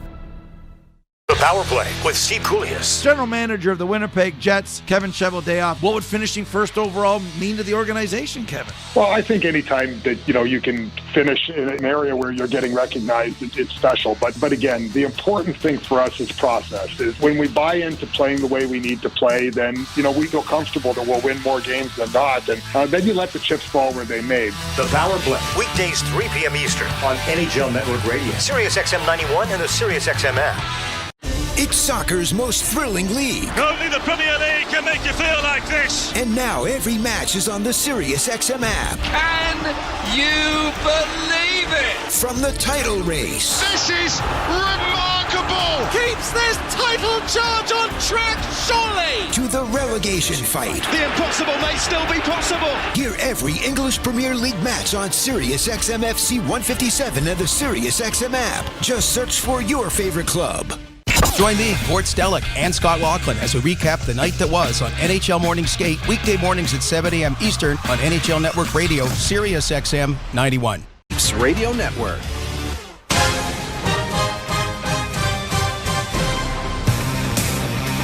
Leafs nothing and the Florida Panthers nothing. They've adjusted the shots on goal, now 11-7 in favor of Toronto. And the first period was brought to you by Bet365. Whatever the moment, it's never ordinary at Bet365. Must be 18 plus. Ontario only. Play responsibly. Visit connexontario.ca. Well, 32 seconds to go in the penalty kill before the Leafs can get back on offense. I would say that especially the game, I thought they were good defensively against Anaheim, but the game against the Los Angeles Kings Saturday was sort of the perfect game to get into the mode of having to play Florida, because very similar. Type of game, isn't it? You'd probably say that when healthy, Florida's a little better offensively. By the way, the Panthers, they can get to the Stanley Cup Finals for the third year in a row. The last team to do it was the Tampa Bay Lightning. And they also got a couple of Stanley Cups wins out of it. Before that, you got to go back to the Edmonton Oilers of the 80s. Wow. For a team that had gone to the Stanley Cup Finals in 3 consecutive seasons. And then before that, the New York Islanders. The Islanders. Well, then everybody did it. Montreal before then. Yep. Before that, remember Philadelphia won back-to-back cups before losing to Montreal. Got to wish my eldest son, Liam, happy birthday today. I already did on social media. That was nice of you. I haven't heard back, so. No. Well, he doesn't get back to people a lot, so anyway, that's fine. Yeah, just 43 years young. He missed being an April Fool's baby by an hour and 10 minutes. Huh. Yeah, 1:10 in the morning. That's little muzzler. Didn't drop the puck correctly. They'll do it again from center ice as we get set for the second period.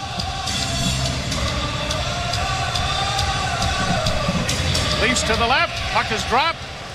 And it comes to the near wing. The Leafs are a man short for another 27 seconds as it is airmailed out and down the ice by Brandon Carlo.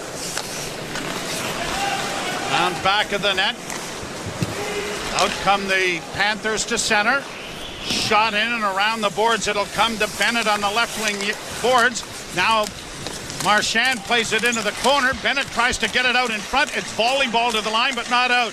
Kept in now for Marchand. Marchand closing a shot, deflects off a body. Out of the penalty box comes Chris Tanev. The puck into the corner. Back to the point once more. Long shot deflected wide of the net off the stick of Seth Jones. Kept alive, and it comes back to the point again. Forsling with a shot. That's blocked. Bennett goes around wrapping, trying to wrap it, but it was deflected into the corner. Bennett leaves it there. Good pressure here from Florida. Maintained after the power play. Played into the slot area for Bennett. Bennett gets it back into the slot, and a drive scores! A bullet from Gustav Forsling set up in the high slot. And the opening goal is scored by the Panthers. From a Leafs standpoint, they couldn't get out of penalty kill mode. As they were back on their heels, they had 3 forwards on the far boards on the right wing side. And Sam Bennett does a great job continuing to control the puck. Throws it in the right wing circle, and a nice little two-way passing play. And I mean, this is just absolutely ripped. Forsling ends up down on one knee by the time it goes in. Not a power play goal, but it might as well have been for Florida.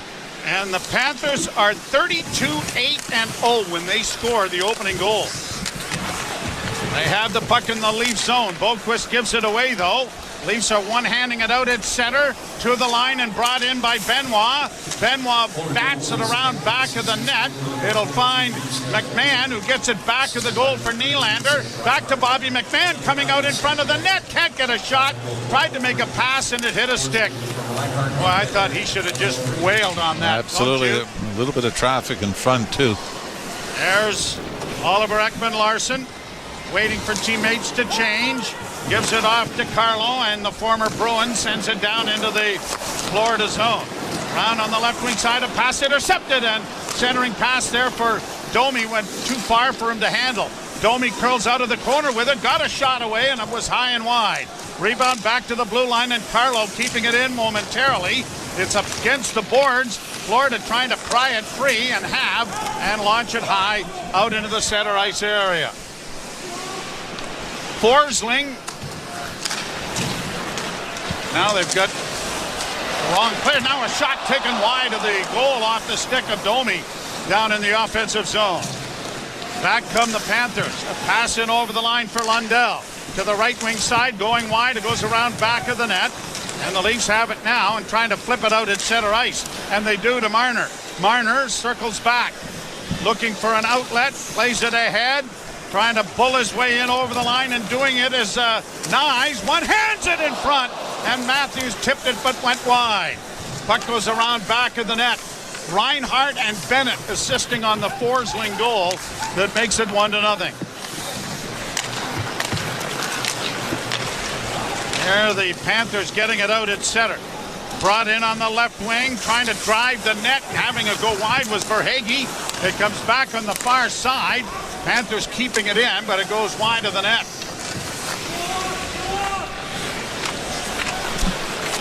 Here the Leafs with it. A lead pass at center, swept off the stick there by Seth Jones. Goes down in around back of the net. Pontus Holmberg knocked down, but got the puck into the corner. The Leafs trying to keep it in with David Camp at failing, and then it's touched offside and will be brought back into the center ice area. Pontus Holmberg does a good job getting on the forecheck. Leafs have to get back to what they were doing in the first period. Dump and chase. And great opportunities off the forecheck. Sergei Bobrovsky, by the way, $10 million cap hit. Still the highest paid goaltender in the league. That will change next year. Don't you just love that, though? What's that? Highest paid goalie. Wouldn't that be nice? Well, I would say he's earned the last couple of years.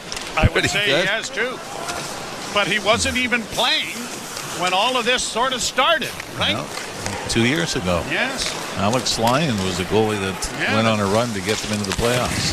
Shot deflected wide of the net by Stolars.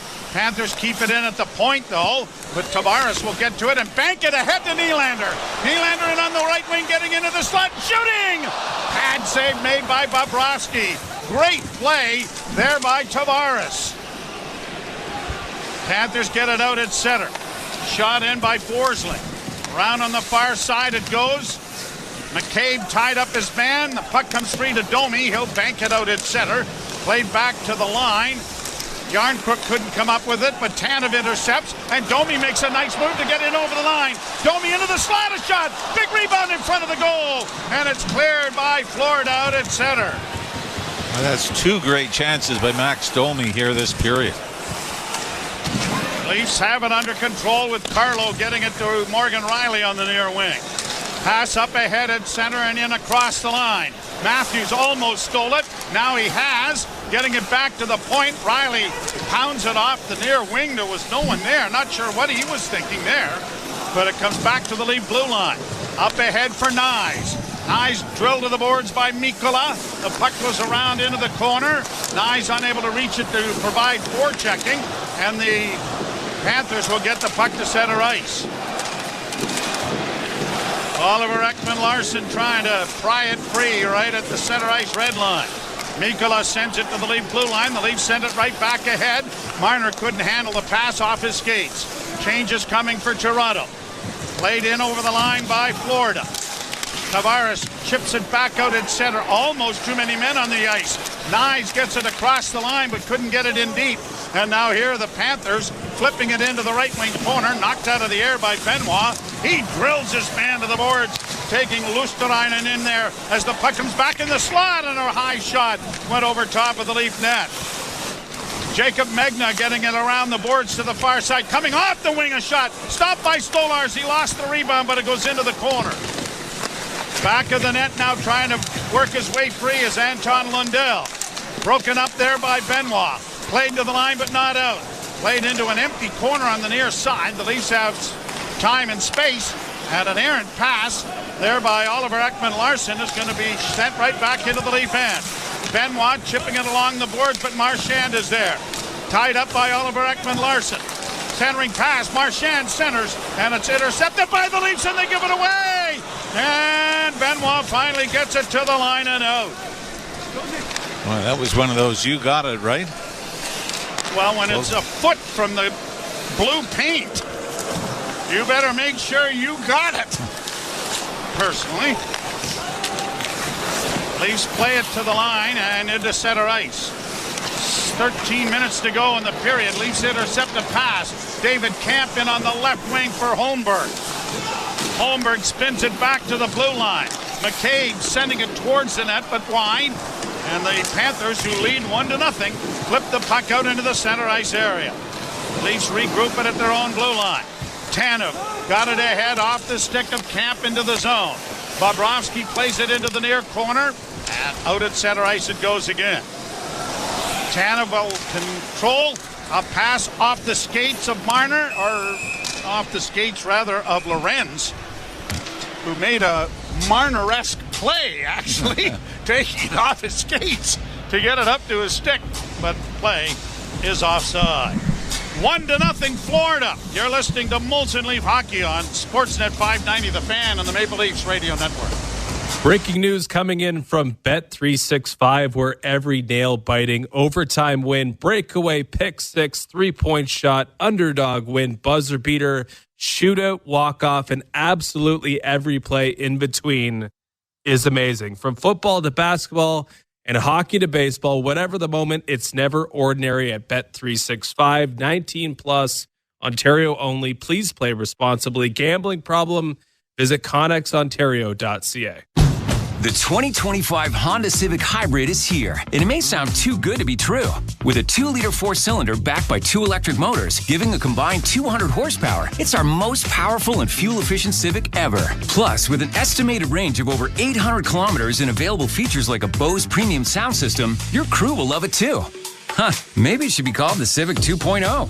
Redefine your drive with the 2025 Civic Hybrid. Visit your Ontario Honda dealer and test drive yours today. Heard of Uline? You know, the have-it-all in-stock, ready-to-deliver shipping and industrial supply specialists. The company that does things for you that are unheard of, like keeping 41,000 items in stock in our own warehouses. With customer service reps on the line to get you what you need, when you need it, 24/7, 365, every time. Maybe you heard it here first. Want to hear more? Visit uline.ca. ULINE, your shipping and industrial supply specialists. You're listening to Toronto Maple Leafs hockey. Nyes has tied the game, but a brilliant play by Max Domi on Sportsnet 590 The Fan and the Leafs Radio Network. Panthers won, the Leafs no score. Second period with 12:28 to go. They really have perfected this formula, though, haven't they? And now, we haven't seen the Florida Panthers in the last while blow third period leads. They're up 2-0 in Boston a few weeks ago, lost 3-2 in regulation. And the same thing Montreal against the New York Islanders, who were up 2-0 in the third. They were up a goal last night, right? Canadians scored late. Greer in on the left wing, had it taken away against the boards. Carlo trying to punch it up the boards, does, and it's carried to center ice, and the Leafs break in with Riley jumping into the rush, trying to play it back. It goes in along the boards, and then the Panthers get it freed up, and Schmidt will get it out at center, and Greer sends it the rest of the way into the Leaf end. Paul Maurice's team making a change. one of my all-time favorite Leafs as an assistant coach. As the Leafs break it in with Domi and across the line. Sylvain Lefebvre, who I thought was the best defenseman in the league in '93. Defensive. Play it around back of the net. Domi centers, and it's cut off there and carried out by Rodriguez, who gets it to center. Played in on the backhand by Volkvist. In on the near corner boards. Panthers trying to come out with it. Round back of the net, Volkvist with it again. Tries to center. Intercepted there by Oliver Ekman-Larsson. He'll play it off the glass, and it'll come to center. Off a stick, but Domi couldn't punch it ahead. He had Lawton breaking on the left wing if he was able to get his stick on it.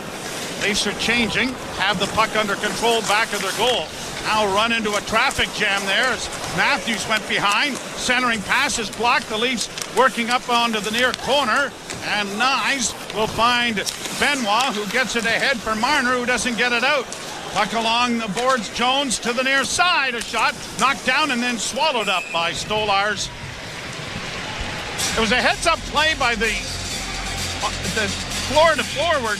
As soon as two people went behind the net, he went after one of them, right? Instead of usually you let the defenseman stand back there and make a play. But Leafs have now, I mean, you got to keep your game simple, right? Now they're trying to make that cute play out of their own zone. And Mitch Marner, instead of just trying to tip it out, was trying to turn and find somebody that had speed leaving the zone. And once it was picked off, the Leafs were scrambling again. And they've been outshot 7-2 thus far.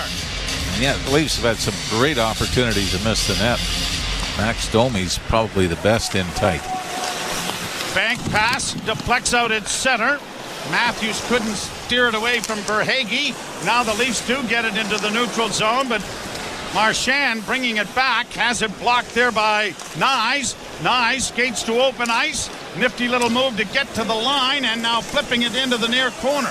He goes in on the forecheck, takes his man down. That could have been a tackle, never mind forechecking. And the Panthers get it out at center. The Leafs fortunate they didn't get a penalty called there, in my humble estimation. Tanev playing it off the boards. Chipped to center by McMahon. Matthews, a nifty move in over the line. 2-on-1 here with Marner. Marner going to the backhand. Stopped by Bobrovsky. Now it's back to the blue line. Stutter step for Matthews, but he holds on and sends it on the backhand, back of the net. McMahon couldn't help out. Marner gets a piece of his man, but it is lifted high down to the Leaf zone, and Carlo is there for Toronto. Boy, what a play by Matthews to steal the puck on the right wing boards. Tavares trying to get it to Nylander. That didn't work, but John has it in across the line.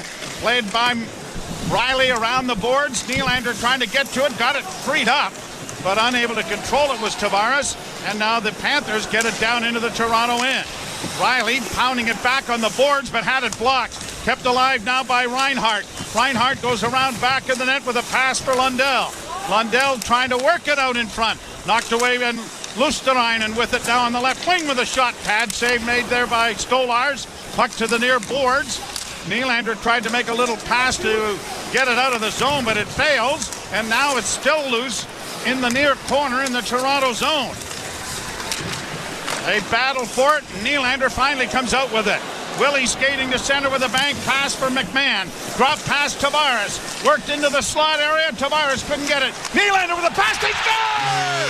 Tavares deflecting in a beautiful pass. The red-hot Jolly Toronto ties the game.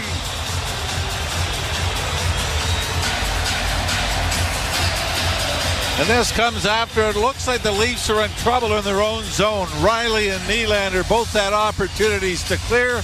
Florida keeps it in, but finally the Leafs exit the zone, and a great passing play that has Willie Nylander, who carried the puck out of the zone, dumped it to McMahon, who got over the Florida line on the right wing side, tipped it back to Tavares. He throws it far side, top of the left wing circle for Willie Nylander, and this is the perfect little half slap pass across the top of the crease to the back post, where Tavares redirects it into the upper part of the net to tie it. Are those two hot? Back into the Leaf zone it goes. Mikkola sends it to an open wing. Gobbled up and kept in by Nate Schmidt. Schmidt gets it back to the point. Long shot is high off the stick and into the corner. Nylander and Tavares have 77 goals combined, now 78. Well, John Tavares had a 5-game goal-scoring streak snapped in Anaheim on Sunday, so why not start another one here? Absolutely. John Tavares has tied the game. 1-1. You're listening to Molson Leaf Hockey on Sportsnet 590, The Fan and the Maple Leafs Radio Network. Here's what's happening on Sirius XM Sports. March Madness brackets are reduced to the Final Four. Sirius XM College Sports Radio 84 with a thorough analysis of each school in the women's and men's Final Four and which schools might cut down the nets. Your March Madness home, Sirius XM College Sports Radio, Channel 84 and the Sirius XM app. Sirius XM Sports, wherever you are, your team plays here. The Point with Boomer Gordon. For months I've been listening to hockey people warn the Sabres, don't move on from Dylan Cousins. This is the one you'll regret. The fact that you're trading in division is amazing to me. This guy can come back and haunt you like every Sabre does. But if I'm an Ottawa Senators fan, Jake, I'm over the moon on this trade. Point with Boomer Gordon. 1 p.m. Eastern on NHL Network Radio, Sirius XM 91 and the Sirius XM app. We deliver the NHL. And I just wonder, Berkey, what your thoughts are on the Capitals. They are Exhibit A as to why a retool can work. Yes, but it's early. Haven't had a playoff run yet. A lot of people taking vows right now that shouldn't be. I really like this coach. I think Chris Patrick, the GM, has done a real nice job. It is a retool, right? And the goaltending's been spectacular, but let's see. Don't pick out a parade route yet, boys. Sirius XM, NHL Network Radio, Sirius XM 91. The biggest names in the game. Trying to get behind Ristolainen, walks in, put it between his legs, shoots it, score! NHL play-by-play on Sirius XM. John Tavares with his 36th from Nylander to tie the game. Joe Bowen along with Jim Ralph, Armin Zagarian pretending he's running the operation. Austin Mackey doing what he does. Not really sure what the hell he does. And Andrew Holland, over there. He's over there, yeah. And we're not sure what he does. But we're on the air.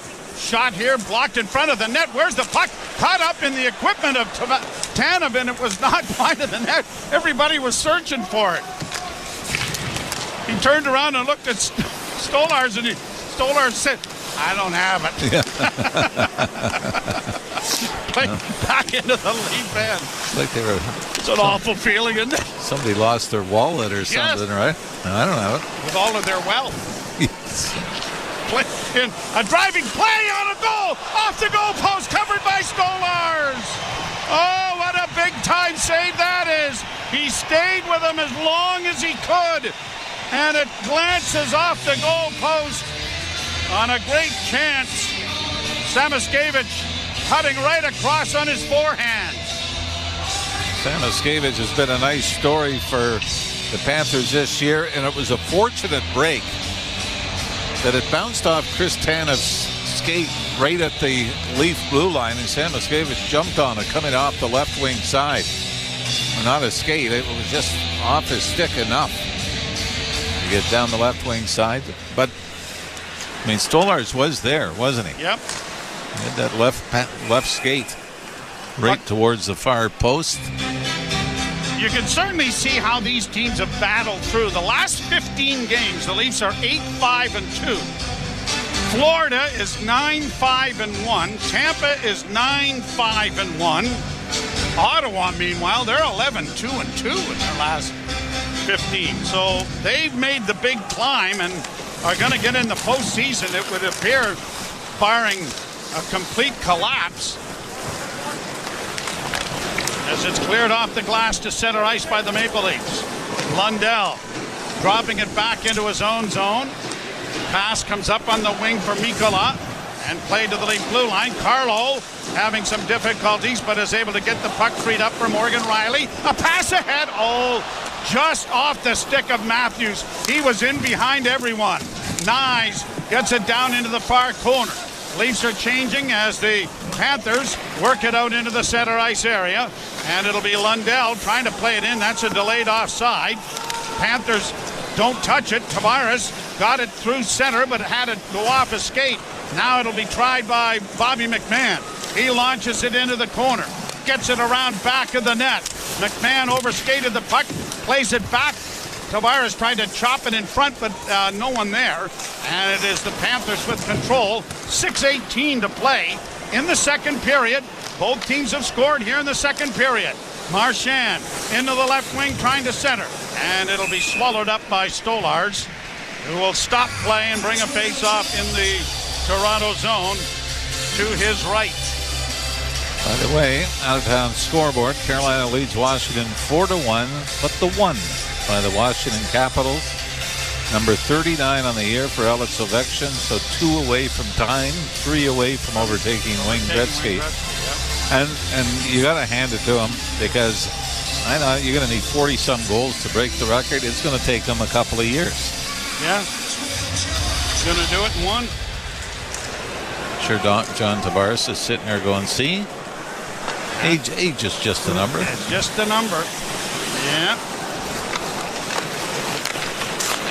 And as the great Toby Keith song for Clint Eastwood, don't let the old man in. How do you stay young? Don't let the old man in. And he did. Played down into the lead zone. Out of the net, Stolars tucks it back into the corner for Tanev. An alley-oop pass through center. Wow. Leaf player Pontus Holmberg took the skates right out from Valenskis, and how that wasn't penalized, I don't know. Tanev to center. Sends it high off the glove and into the zone. Played up on the boards. And the Panthers get it in over the line. Riley couldn't track it down. Now a shot goes wide of the Leaf goal, and it's going to be brought out by Scotty Lawton. Lawton to center with a long backhand that's gone off a stick and in over the line. Morgan Riley tried to play it in deep but failed. And now here is Brandon Carlo intercepting and getting it over the line, but both teams are changing, and the Panthers taking their time getting it to center. Greer in on the left wing. Goes around back of the net, tried to center, hit a skate. The puck goes free, and the Leafs are able to break it out at center ice. Riley ahead for Matthews, who flips into the left wing corner for Nyes. Nyes taken to the boards. Matthews in along the wall. Couldn't come up with it, and the Panthers are able to break it out. Brought to center ice to the line. Forsling couldn't get in cleanly. Now it dropped past for him and a shot. Oh, good save made there by Stolars as another shot is kicked away by Stolars. On the boards, Forsling works around back of the net. He has the Panthers goal and gets another shot at the net. Stolars doesn't see it, and it's chipped wide of the goal anyway. Now another point shot. Ow, that hit Matthews and was blocked, and the Leafs get it airmailed to center ice. Nyes unable to track it down, but he'll get a change going. 3:58 to go in the period. Tied at a goal. Bennett with a pass down low, and a return pass to Bennett, and he trickled it wide. Here the Panthers off to the side of the goal. A shot that stopped, cleared into the corner by Bobby McMahon, rather cool, calm, and collectedly. He's going to carry it to center and send it down into the Florida zone. Pass intercepted by Tavares. Tavares trying to find Tanev, and the pass was behind him. Tanev trying to get it around back of the net to no avail.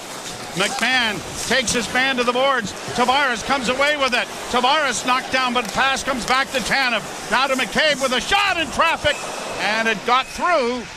But Bobrovsky out at the top of the crease makes the save, and now Nylander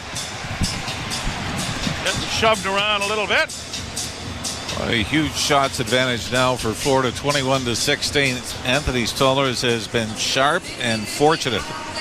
I think it was Oliver Ekman-Larsson, Joe, that just got his stick on the attempt. Who was it? By Sam Bennett, right in front of the Leaf net. You're listening to Molson Leaf Hockey on Sportsnet 590 The Fan and the Maple Leafs Radio Network. The 2025 Honda Civic Hybrid is here, and it may sound too good to be true.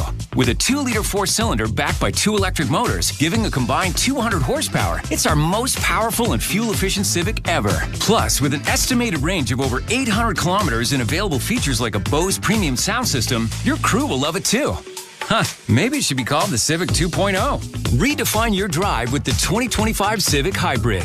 Visit your Ontario Honda dealer and test drive yours today. Breaking news coming in from Bet36365. Must be 19 or older. Ontario only. Please play responsibly. If you or someone you know has concerns about gambling, visit connectsontario.ca. When you get a Subaru with symmetrical full-time all-wheel drive and class-leading safety included, it's like you also get a Subaru that comes with your very own golf club holder, stadium parking navigator, a basketball team transporter, a remote cottage finder, a beaver spotter, a coach hauler, bear country guide, a family road trip carrier, a muddy road controller, extreme wind stabilizer, plus a... And we're out of time. Subaru is the multi-tool that masters every unpredictable weather condition. Visit your local Subaru dealer for great lease and finance options. You're listening to Toronto Maple Leafs hockey. Back to the point. Willie with a one-timer scores! On Sportsnet 590 The Fan and the Leafs Radio Network. Talked about the tandems this year. Nylander and Tavares have combined for 78 goals. Draisaitl and Hyman, 79. Point and Gunsel with Tampa, 76 this year. As the puck goes down into the Leaf zone and it is pushed to the line and out. Matthews working in on the left wing, thinks about dropping and then sends it around to an open corner along the boards. Marner unable to get to it, and out come the Panthers to center. In across the line, far side, Samoskevich couldn't get a shot away. Riley intercepts a pass, pushes it off a skate to center, and the Panthers almost got stripped there. Jones didn't realize Matthews was in the vicinity. Cleared out in center, and they're calling a high stick here to Marner. He shortened up on it. Yeah, Marner's going, you guys got to stop doing this to me. You remember it was high stick, or deemed to be a high stick by Marner's in Anaheim that had the Leafs stripped to the first goal of the game. And yet, I mean, I've gone back and looked at the highlights. Matthews had the high stick in Los Angeles. They allowed it. Marner, they didn't allow it. And you're just saying, if Matthews was good, so was Marner. So was Marner. Because Marner wasn't nearly as obvious as Matthews was. Shot into the Panther zone. Jones couldn't get it out. Nylander works in the corner. Tried to find McMahon in front of the net, but the pass was knocked away and cleared off the boards and in on the left wing for Verhaeghe. Verhaeghe gets it into the corner for Marchand. Marchand around back of the net. Centering pass, hit a leg. Stopped the rebound. Bennett couldn't deliver it to the net. McCabe in the left wing corner. Sends an alley-oop through neutral ice down to the blue line. Trapped by McMahon, but he couldn't get it into the zone. And now it'll be played in over the line as McCabe straightens out Bennett coming in over the line. Tanev for Toronto. Off a skate and into the zone it goes. 1:40 to play in the second period, and the game is tied at a goal. Out comes Thomas Nosek. Nosek gets it up on the right wing, chipped in there by Greer. Round back of the net. Greer getting a drop pass, coming out in front. It's in the goal crease. Stolarz found it quickly, makes the save, and with a little bit of extra shoving, Matthew Tkachuk not in the lineup. Neither is Ekblad, and neither is Barkov. So, talking with Paul Maurice before the game, he said, we just got to get healthy. But they play a structured game, and they may not, regardless, right? They're not going to get Tkachuk back until it looks like they're hopefully for the postseason. Ekblad with a suspension is going to miss the first 2 games of the playoffs. But boy, you can just see how this system for Florida is plug and play, right? Yep. A shot from the point deflects over top of the Leaf goal. In against the wall for Carlo, but the puck comes free back to the blue line and out into neutral ice. And now Magna will send it back into the Leaf end. Pass up on the wing to the near side. Chipped in over the line by Holmberg. Out of the net, Barkov got it past Pontus Holmberg, who was heading to the bench. Domi after it along the boards. Yarncrook, he couldn't reach it. Neither could Scotty Lawton, and it's down into the Toronto zone. Long shot, deflected wide of the goal, goes to the far boards for Sam Reinhart. In along the wall, Leafs don't clear it. It's still free in the Toronto end, bouncing around. 33 seconds left in the period. Back to the point. Mikkola with a shot. That was deflected wide of the Leaf goal. Punched into the corner by Skolars as it comes back to the blue line. Mikkola keeping it in again. Back of the net for Lundell, centering pass. Back to Mikkola. D to the far side. A shot. Pad save. Good one here, and the Leafs are able to get it freed up. And it's going to be skated out and gingerly played into the zone by Yarncrook. 7 seconds left in the period. And the Panthers are going back behind the goal. And this game will be decided in the third period or maybe a little longer. It is a 1-1 tie after the second period. Forsling opened the scoring at 1:03 from Reinhart and Bennett. Tavares from Nylander at 11:31 to tie it. Well, you'd never guess that it was the Florida Panthers that played last night. 17-5. The shots favoring Florida in the second period. Anthony Stolarz was good. Fortunate in a couple that he seemed to lose. But the Leafs were able to clear it before it found the back of the net. 24-16 the shots after 2 periods of play, but it is tied at a goal.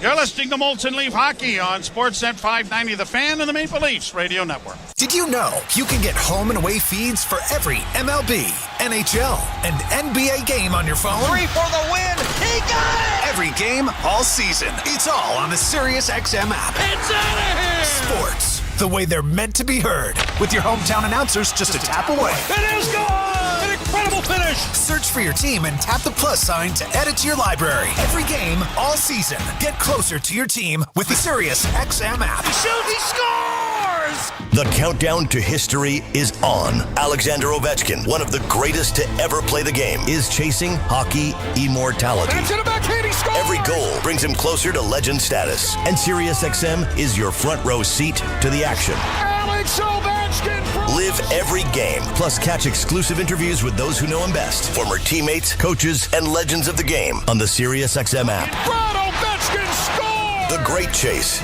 is on NHL Network Radio.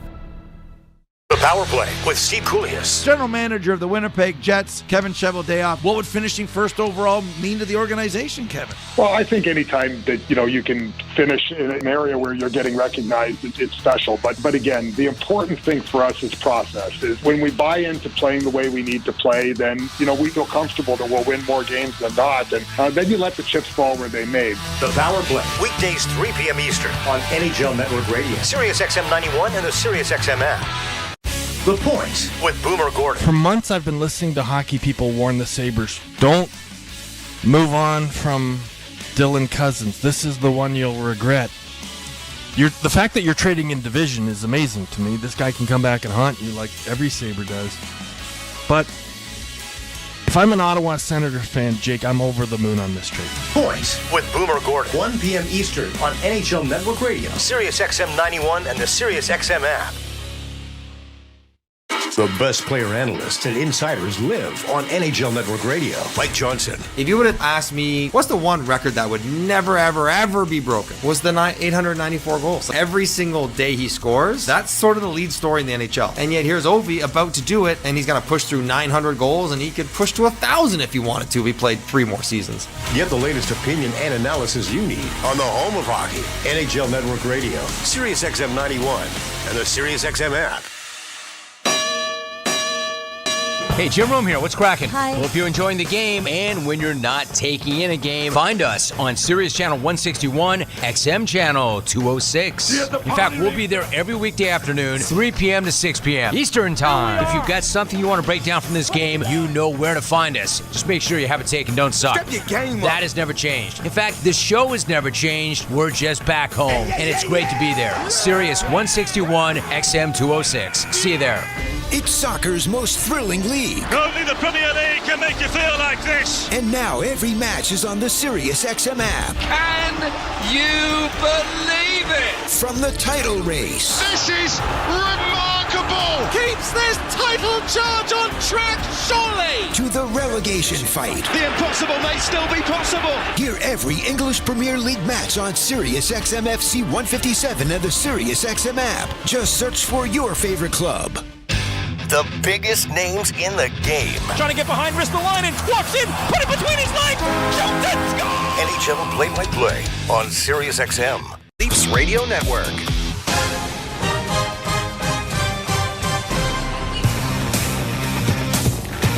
Welcome back to Molson Leafs Hockey on Sportsnet 590, The Fan, and the Maple Leafs Radio Network. Ailish Forfire, Justin Cuthbert with your second intermission breakdown. Tied again, but this time at 1. Goals from Forsling and John Tavares. Yeah, quite the goal from John Tavares. Quite the goal from Forsling as well. Yeah, it really was. It really was. I think, if you're Stolars, you might want to have that. It's like a perfect shot, but it is gorgeous. It's from well out, and it's not inhibited in any way. But yeah, like the Tavares goal, 36 on the season now. He could bookend this contract with 40 goal years, which would be very, very impressive given all the stress and angst about where this contract was going to go eventually. But what a partnership that Nylander and Tavares have had with Bobby McMahon. I just love the way McMahon transports the puck, opened up windows for Nylander and Tavares to do their skilled things, and it's like a really nice pass from Nylander to set up that goal, and a smart play for Tavares to head to the net and get to the back door. So a great goal for the second line. It really, I guess, is the only highlight of a period that does not look good on paper. I didn't hate the period for the Leafs, but 33-10, the shot attempts outshot 17-5 in the period, 16-6 the scoring chances for Florida. It was, at least on paper, dominated by the Panthers, but I didn't actually hate the period for Toronto. Okay, I didn't hate it, but I didn't love it. How about that? I think that's fair. I think coming after that first period, we had a lot of praise for the Leafs. They felt like the ice was tilted in their favor. They came out to start the game with urgency. They came out with the idea that this was an important game. And, it was a little unfortunate they went into the first intermission tied 0-0, because as soon as Florida got that goal, it's like they gained life. They didn't look like the tired team that came in on a back-to-back from Montreal last night. They looked like they were getting better as the game went on. And the Leafs, after not being able to score in the first, they looked like they were like, uh-oh, here we go again. It's a tight game with Florida. And it's not like they shied away from it, but they weren't as hungry as they were in the first period, except for Max Domi. I thought Max Domi had an awesome period. That was one of the most Max Domi pop periods that I think I've seen as a Leaf. He's taken the puck through the hard areas of the offensive zone. He's trying to get into good positions to get the puck on net. When he gets the puck on net, nothing's happening, but at least he's putting himself in a position to make something happen, and I thought he really looked good in that period. So building confidence, you just got to put it in the net. There's a little bit more life in Max Domi's game compared to his line mates, and I don't know if I'm being deceived by what I'm watching, and I will give Domi credit. I thought he made a couple really good plays in the game so far, and offensive ones at that. But Lawton and Yarncroke, compared to him, don't have that same jitterbug pop. Yeah, because I think he's kind of reckless. Yeah, he's moving around the ice with more intent than the other two, and maybe that's just their game. They're a little bit more within themselves, and if you're going to criticize Domi, sometimes he stays out of, he steps outside of what you'd want. But I think he's in a good position in between those two guys because they are stabilizers. It gives Domi a little bit more room to be his offensive self. You'd like a little bit more room for the top line to be their offensive selves. After the first period, the shots were 5-0 in favor of Matthews, Marner, and Nyes. At the end of two periods, they are being outshot as a unit 7-5. So not a single shot. Did they get a different matchup? Not a single shot produced. I can check that out. No but worries. Not a single shot produced. Outshot 7-0 in the period. I imagine that they're seeing still a lot of the Baby Barkov unit, but there could be a bit of a change to that. Just pulling it up. Yeah, you now. take a look because that first period, it felt like Matthews, Marner, and Nyes had so much space, so much freedom to be creative and to control the puck, and it felt like every time they had it, they were buzzing around the net, but it didn't feel as easy that second period, so that's why I was curious. Yeah, almost exclusively that, pseudo top line of Reinhart, Luostarinen, and Lundell. And against Reinhart directly, against Lundell directly, the shot attempts are in the range of 12-4. 4. So, yeah, the first line of the Panthers, which again is more like their third line on a normal night, is definitely getting the better now of that Matthews unit, despite what I thought was a really positive start for them. John Tavares, I don't know if you already read this one, but NHL leading 15th goal since the Four Nations break. That is pretty unbelievable. I don't know if it's a little bit of a revenge angle that he didn't go to the Four Nations face-off. I think it's a well-rested John Tavares. It could be a bit of a Bobby McMahon factor as well. well. I think there's probably 3 factors, and you can power rank them. Bobby McMahon, rest, pissed off I didn't make Team Canada. And one more contract year. You get 4 contract options. a year is like the overarching blanket theme, I think. Amulet, too. Yeah, we're getting the amulet, so too. That's also an overarching season story, I guess. Okay, so 5 for Tavares. things. I'll say pissed off last. Wow. McMahon number 2, and then just restarting the engine. Okay. Like, Tavares always starts strong. If there's a bit of a break, if he gets 2 weeks to put the feet up a little bit, rest the 34-year-old body, I believe it is now. Yeah. I think it helps him out a little bit when So he gets what going was your again. power ranking? Rest, Bobby McMahon, pissed off. From 1 to 3. Yeah. Where an amulet just is overarching. Overarching theme. Overarching positive thing for John Tavares. Okay. I pretty much agree with that. Let's take a quick break. We will take a look at the out-of-town scoreboard. And spoiler alert, Ovi just got within a hat trick of beating Wayne Gretzky's record as the Caps are playing, I guess it's the Hurricanes. So we'll get you the out-of-town scoreboard and get you set for third period. You're listening to Molson Leafs Hockey on Sportsnet 590 The Fan and the Maple Leafs Radio Network. From the biggest stadiums to the coziest holes in the wall. From house parties to porch hangs to pride celebrations. From your favorite fuzz shop to your local Indian spot. From noodle bars to sports bars to salsa bars. There's a Molson with your name on it. Canadian Ultra XL. Molson. Everyone in. Must be legal drinking age. Hey everyone, Adney and Verk here to talk about our great podcast, NHL Unscripted with Verk and Demers. Jason Demers here. After playing 700 NHL games, it turns out I have an opinion or two. Whoever's saying trade one of them, you don't know anything about hockey. I'm on the bandwagon. I'm rooting for this team. With new guests every week, we will talk about hockey and more. Can't wait till you watch the movie because it's the biggest award of her career. He went into the cheetah exhibit. The cheetah took a piece out of him, and he came into the ring the next day. Tune in to NHL Unscripted with Verk and Demers, the iHeartRadio app, or wherever you get your podcasts. Heard of Uline? You know, the have-it-all in-stock, ready-to-deliver shipping and industrial supply specialists. The company that does things for you that are unheard of, like keeping 41,000 items in stock in our own warehouses. With customer service reps on the line to get you what you need, when you need it, 24/7, 365, every time. Maybe you heard it here first. Want to hear more? Visit uline.ca. ULINE, your shipping and industrial supply specialists. The 2025 Honda Civic Hybrid is here, and it may sound too good to be true. With a 2-liter 4-cylinder backed by 2 electric motors, giving a combined 200 horsepower, it's our most powerful and fuel-efficient Civic ever. Plus, with an estimated range of over 800 kilometers and available features like a Bose premium sound system, your crew will love it too. Maybe it should be called the Civic 2.0. Redefine your drive with the 2025 Civic Hybrid. Visit your Ontario Honda dealer and test drive yours today. Breaking news coming in from Bet365. Must be 19 or older. Ontario only. Please play responsibly. If you or someone you know has concerns about gambling, visit connectsontario.ca. When you get a Subaru with symmetrical full-time all-wheel drive and class-leading safety included, it's like you also get a Subaru that comes with your very own golf club holder, stadium parking navigator, a basketball team transporter, a remote cottage finder, a beaver spotter, a coach hauler, bear country guide, a family road trip carrier, a muddy road controller, extreme wind stabilizer, plus a...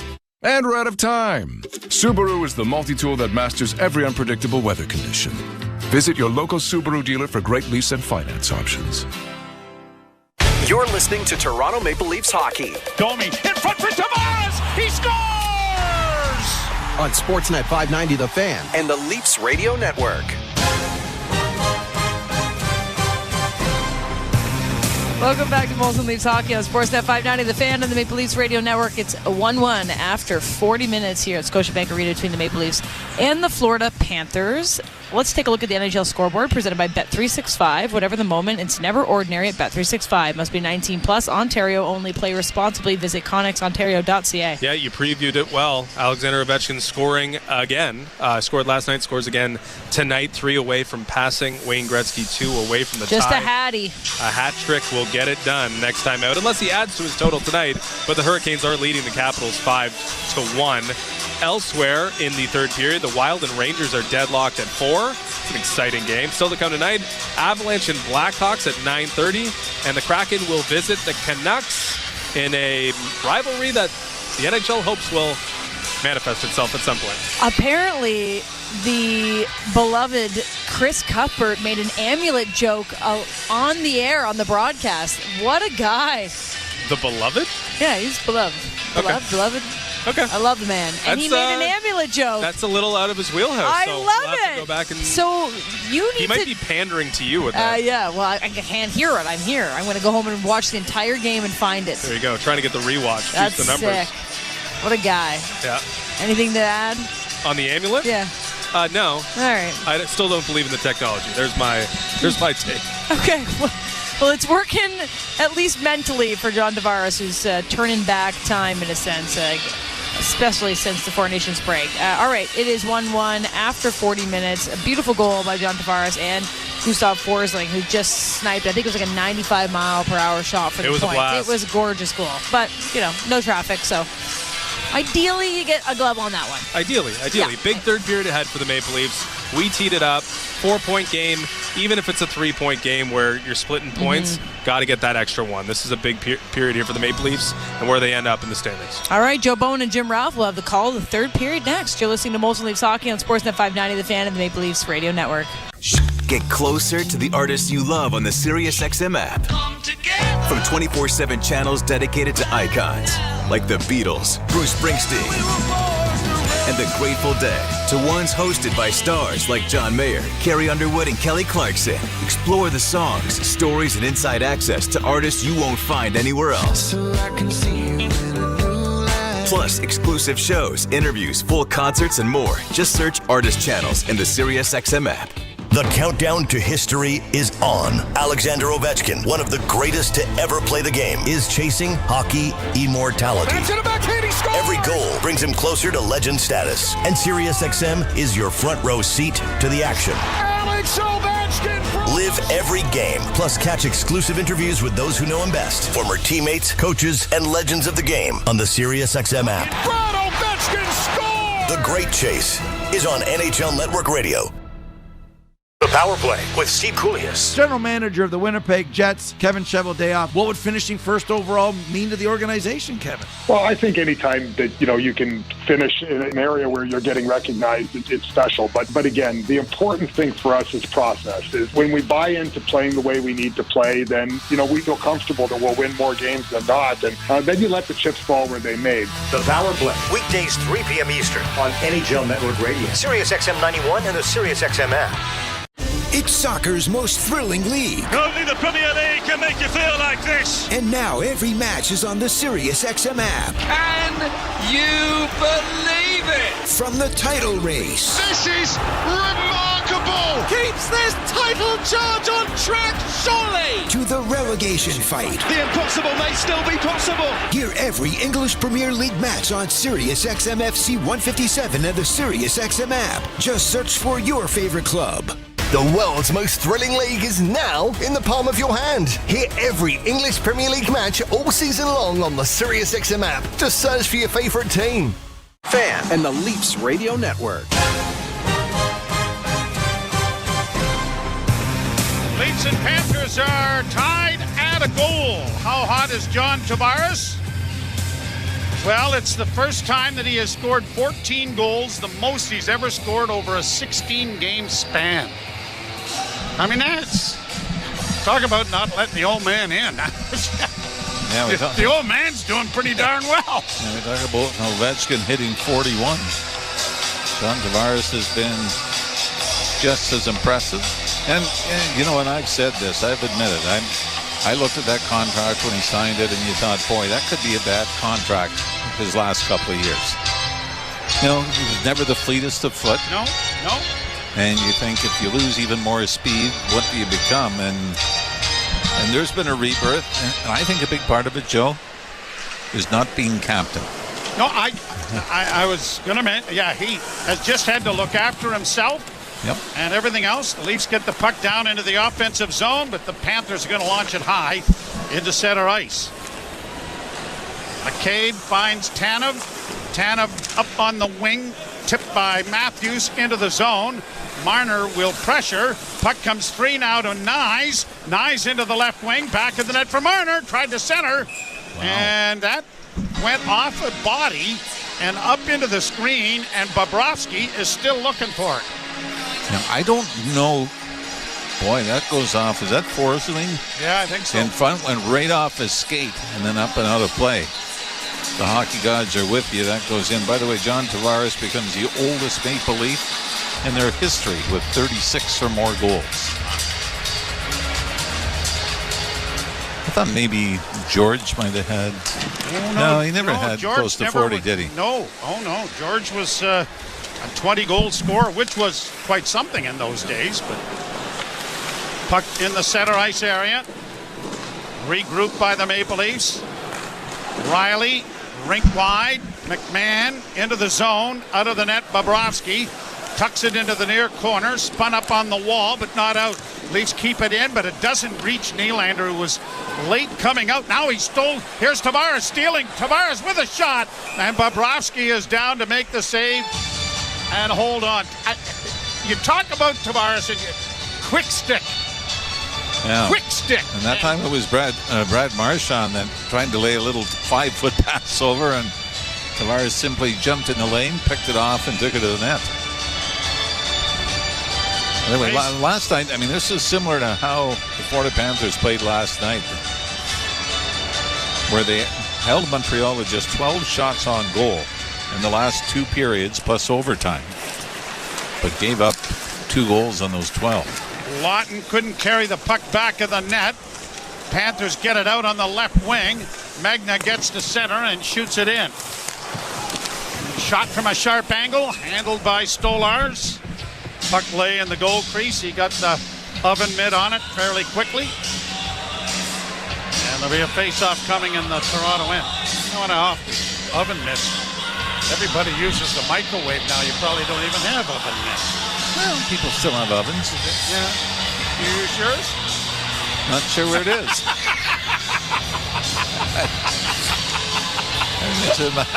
Might be in my bedroom closet.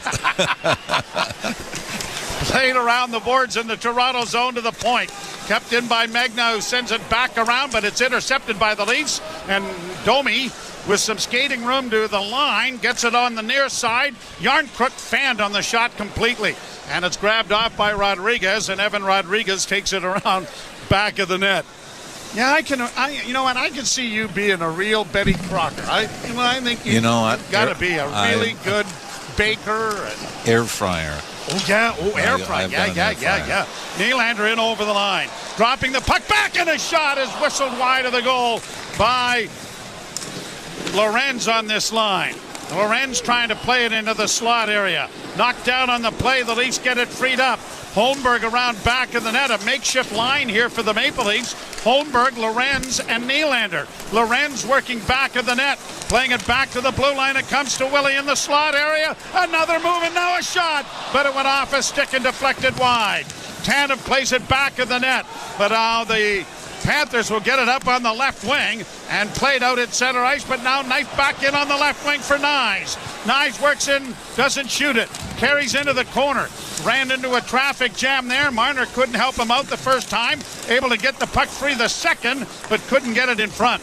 And now the Panthers get it out into neutral ice. Flipped in by Lundell, and that's going to be an icing call, and it's coming back. Kind of interesting. The bathtub's been flowing one way here, hasn't it? It sure has. By the way, the reason Willie Nylander was out with Lorenz and Holmberg, we just got news from Leaf PR that David Kampf will not return. But a pretty impressive shift by that line with Willie Nylander going out. Upper body is being the reason for. All right. Face off to the right in the Florida zone. Matthews Lost the draw, but Marner is able to corral it in the near corner and carries out. Back to the point. A one-timer is sent in there by Riley. Good save by Bobrovsky. Leafs with the rebound and back in the net for Matthews, coming out on the backhand. And he couldn't deliver a shot as the stick got in the way. Then he roughhouses his way over and knocks his man down to get the puck free for the Leafs. Played in around the boards by Ekman-Larsson. Matthews again back of the net. Back it goes into the far corner for Nyes. Nyes to the point for Ekman-Larsson. Shot coming. And despite traffic, it was caught by Bobrovsky and held. Another good shift by the Leafs, who hem the Panthers in here. Yeah, Morgan Riley with a one-timer. Matthew Nyes just fails to redirect this in front of Bobrovsky.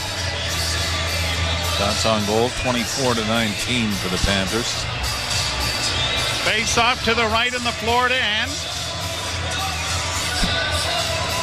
Tavares won the draw cleanly, just kept in though, and then it was deflected out at center ice by Verhaeghe as McCabe couldn't get to it. Nylander turning in his own zone. Plays it off on a bad pass on the far side that is intercepted, and now here the Panthers losing it there to Jake McCabe, who can't get it out. Buck on the long side. Nylander is able to dig it free, and now a good pass. Springs his man, and Bobby McMahon working in on the wing. Got a shot away, but it was partially deflected and slowed it up appreciably, and Bobrovsky a fairly easy save. Tavares, neutral ice. Nice move there. Put it right through the defenseman's skates. Has it again. Johnny's in the far corner. Tavares working back. Reverses his field. Being checked by Sam Bennett. Got it off to McMahon. McMahon sends it back from whence it came. Bennett sending it out and down the ice. And an icing call. Wow. I'm going to say the Leaf coming on the ice. I guess. Wow. Now Lawton up ahead and into the zone comes Yarncrook. Back to Lawton, who got a shot from a sharp angle that was handled easily by Bobrovsky. Panthers don't get the puck out initially, but now do. Boqvist will get it down into the Toronto end. Oliver Ekman-Larsson is man to the boards, but Boqvist goes around back of the net with it far corner. Back to the blue line. Cycles it back from whence it came. Rodriguez couldn't handle it. Back into the near corner. Now back of the net for Rodriguez. Rodriguez, a bank pass to the point. Shot coming. Swallowed up by Stolars and held for a face-off in the Toronto end. 14:57 to go, third period. 25-20 the shots on goal favoring the Panthers. That was their first shot on goal in the third period. Leafs have had 4. Comes from long range. As we mentioned, I mean, the Leafs did come back from the California trip. Did have a couple of days off since their last game in Anaheim. But for Florida, this is 3 games and 4 nights. Shot goes high and wide of the Leaf goal. Kept in by Bournefoot and back of the net, and now played along the boards. The Leafs don't get it out. Panthers trying to free it up on the near wing. Unable to play it up the boards was Matthew. Oh, Tanev stick handled his way right in front of Stolars. And now the Leafs trying to move the puck out but fail. McCabe tying his man up, got it to the line but not out. Puck on the near side for Seth Jones. Long shot, deflects in front of the net, and the Leafs finally come away with it. Tanev was a riverboat gambler there, wasn't he? Yeah, it's one of those where you're saying, you know, you could have gone behind the net too. Yes. Might have been a tad bit safer, and the broadcasters up top wouldn't have had a coronary. Played into the Toronto end again. Along the boards, chopped at by Benoit, but not cleared. Far side for Pontus Holmberg to free it up for Domi, who alley-oops it to center ice. Leafs can't get to it. Panthers send it back in on a delay, and Benoit and his defense partner exchange the puck as it comes ahead for Lorenz, and that deflects and goes way up into the goal seats over on the far side with 13:48 to play in the third. We are tied at a goal, and you're listening to Molson Leaf Hockey on Sportsnet 590, The Fan and the Maple Leafs Radio Network. Sports Grid Radio is covering the lines, odds, and props for every major sporting event. The Final Four. Cinderella's a cute story. Cinderella always goes home at midnight. MLB opening week. They are stacked, and the Dodgers had that win total yesterday, posted at 103.5 for good reason. And the NFL Draft and the Masters are on the horizon. He's already sub 5-1 to win the green jacket. If you're betting on it, we're covering it. They're plus 320 price right now to win the World Series. Sports Grid Radio, channel 159 in the car and on the SiriusXM app. The countdown to history is on. Alexander Ovechkin, one of the greatest to ever play the game, is chasing hockey immortality. Every goal brings him closer to legend status. And SiriusXM is your front row seat to the action. Alex Ovechkin! Live every game, plus catch exclusive interviews with those who know him best. Former teammates, coaches, and legends.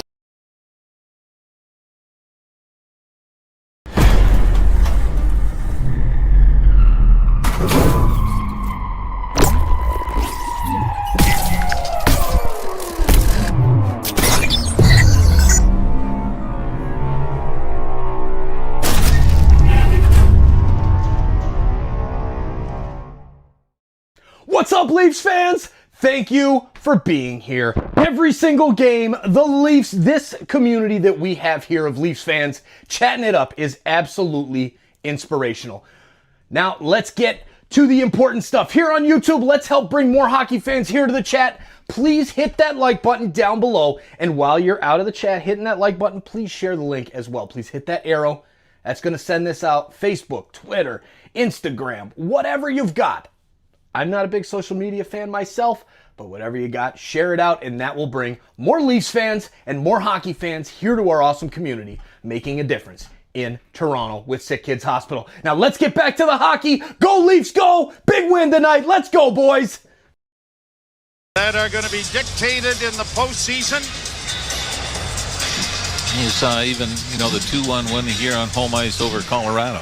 Yep. Short-handed goal by Steven Lorentz. I mean, you need the big boys. We've got that tonight from Tavares. But you need that secondary scoring to come through at the right time. Leafs come out with the puck now, and here's Nylander skating to center. In on the left wing, pulls up, gets into the slot with a pass, and it was knocked away. And the Panthers are going to get it out at center, try to shoot it into the Leaf end, and they do. Bennett gets to it in the corner. Bennett coming out on the backhand, off a skate into the near corner. Grabbed off there by Marchand and played around, or at least, it was Verhaeghe who played it back. Now Marchand gets it back to the point. Why would I excuse myself about Marchand? Excuse him. Now the Leafs get it out at center. Here's McMahon trying to get across the line. Slides it into the left wing corner. Riley is up there into the rush, and the puck comes along the boards, and Matthews couldn't keep it in. It's cleared to the line, but not into the zone, and Matthews has it at center ice. He'll drop it back, and Brendan Carlo off the stick of Marner, rolling towards the goal, and Nyes won't be able to get there before Bobrovsky puts his glove on it to stop play. 12:40 to play in the third period. Game tied 1-1. Well, let's do the quick math on what you're saying. To the end on our left, there's been 31 shots. There's been 14 shots to our right. See, I told you, this rink is tilted. I used to accuse the Flyers of that at the Spectrum. And I think it was the Rangers said that it was tilted ice. And I always remember there was a sign in the Spectrum that said, "Hey Rangers, we have flat ice." And of course, the word "flat" was tilted. Remember that guy? He was good. I don't know how many signs he brought to each game, but they were clever. He was known as the sign man. I think it was Dave Leonardo or Dave Leonardi. Something that sounds right. Yep. Played out at center off of Marner's skate and down into the Toronto end. Stolarz punching it around the boards nicely to get it up on the wing for Nyes. He doesn't get it out, and a shot taken by Lundell was blockered away by Stolarz. Panthers try to center. Stolarz knocked it away again, and the Leafs are out. Out comes Nyes, skating to center and flipping it in and getting around a man to go into the corner. But he's by himself as the rest of his mates had changed. And now the puck contained by Florida. Knocked down. Domi trying to get it away out of the skates of Seth Jones. Yarncrook helps on the far boards, but that has created a traffic jam over there. Domi trying to get it in a little deeper, got it out of the maze, but the Panthers get it out at center. Brought right back in again by Toronto. Fed in by McCabe, who goes into the forecheck after it. The puck along the boards for Yarncrook, but stolen back and cleared out at center ice and pushed to center in over the line for Rodriguez. Evan Rodriguez, a little toe drag move, and the shot was blocked nicely by Tanev. And then Tanev pastes him in against the boards. It'll come back to the point. The one-timer fanned on completely by Nate Schmidt into the near corner. Back of the net now, a centering pass deflected by Tanev. He goes and hits Rodriguez again after nose planting him into the corner boards. The eye, and Tim has got another mark on top of the eye where his nose landed. Back in come the Panthers. Back to the point. Schmidt into the slot. That was blocked, but there's a rebound to the far side. Samoskevich getting it back to the point. D to D now to Schmidt. Schmidt couldn't get it in, and the Leafs, Matthews starts out with a backhand pass at center, looking for Riley that didn't connect. Panthers back in over the line. Play it back to the blue line. They'll get there before it's knocked out by Lorenz. Puck in along the boards. Panthers back to the goal. Greer in the Leaf zone. Matthews got it freed up. Chipped out at center ice by Toronto. Cleared right back again to the blue line. That forces McCabe back, and he gets beaten by Greer. Greer going to the net. Pad save and a swallow up by Stolars. Anthony Stolars makes his best save of the game right here. Yeah, a similar play happened in the second period where Florida hit the post this time. As Greer, what happened was Jake McCabe is inside the Leaf line, right in front of the Leaf bench. And Austin Matthews tipped it back to him, but it was in his skates. And it was actually, it went off the linesman's skate first, back to Matthews. He tried to chip it back, so McCabe was caught flat-footed, and Greer beat him wide and took it to the net. Anthony Stolars is 6'5", and he needed all of that to get that left pad across to make the save. Still tied at ones, half the period in the books. And down and getting up slowly is Oliver Ekman-Larsson, but he's back into it as the centering pass went wide of the net. Oliver Ekman-Larsson after it into the corner, and the Leafs have come away with it. Tavares getting a backhand pass. He had Nylander breaking. Nylander gets it in over the line. Sausage back. McCabe. Oh, and a great chance there. Bobby McMahon coming in off the right wing. Kept in by the Leafs and then fed into the far corner. Back to the point. Tanev plays it in deep. Leafs into the forecheck with a hit by Marner. Comes back to Tanev. Can't shoot it at the net. Gets it into the corner. Matthews with a shot. That was stopped by Bobrovsky. Centering back. They score! Mitch Marner!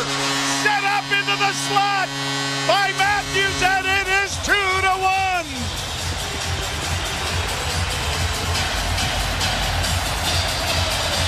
Two great shifts in a row. Nylander sets up McMahon for a great chance that Bobrovsky stones him on with the right pad, and then the Leafs keep coming. When the Matthews line comes out, I think the first shot, Joe, Bobrovsky, it goes off his glove, his catching hand, and he drops it, and the Leafs get it right back. And Matthews from the goal line to the left of Bobrovsky makes about a 6-foot pass out to Marner in the face-off dot. And Marner just rips this blocker side on Bobrovsky to give the Leafs a 2-1 lead with 9:10 to go. 24th goal of the season for Mitch Marner. 92 points. And the Leafs have taken the first lead of the game. Down into the far corner. In the Leaf end, Lundell lost it. The Leafs come away with it. Pushed out at center ice by Nyes, who was interfered with, but no call. I know the refs don't want to call anything at this point, but boy. Oh, wait. Just wait. Just wait. Why would I even say No, that? why would you? Exactly. That's my point. Idiot. Here's Domi trying to cut in and he couldn't. I don't often say that about you, my friend.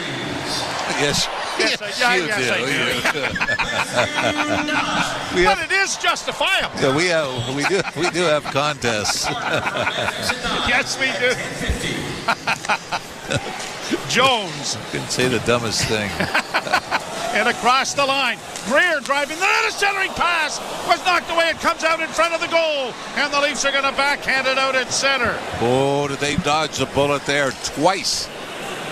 Florida just unable to find the net. Greer dropping it back, and a shot is up off a stick from Rodriguez and into the screen.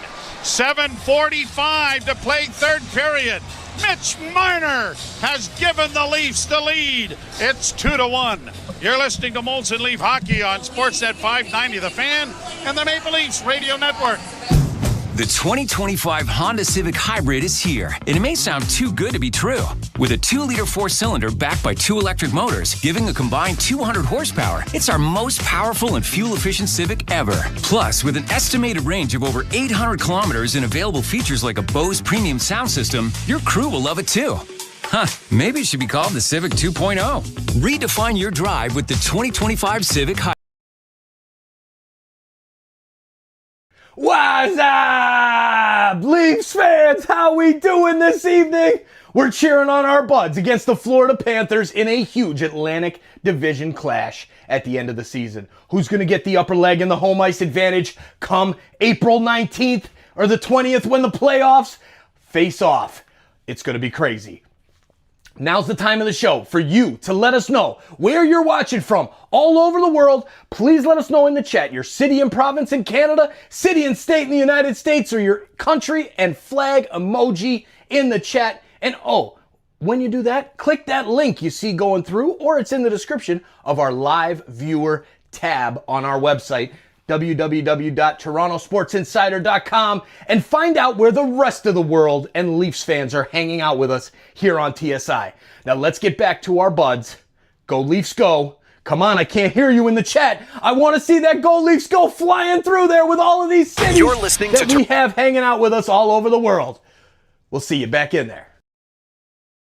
On Sportsnet 590 The Fan and the Leafs Radio Network. The Leafs 2, the Florida Panthers 1. Toronto with a 2-point lead atop the Atlantic Division coming into the game tonight.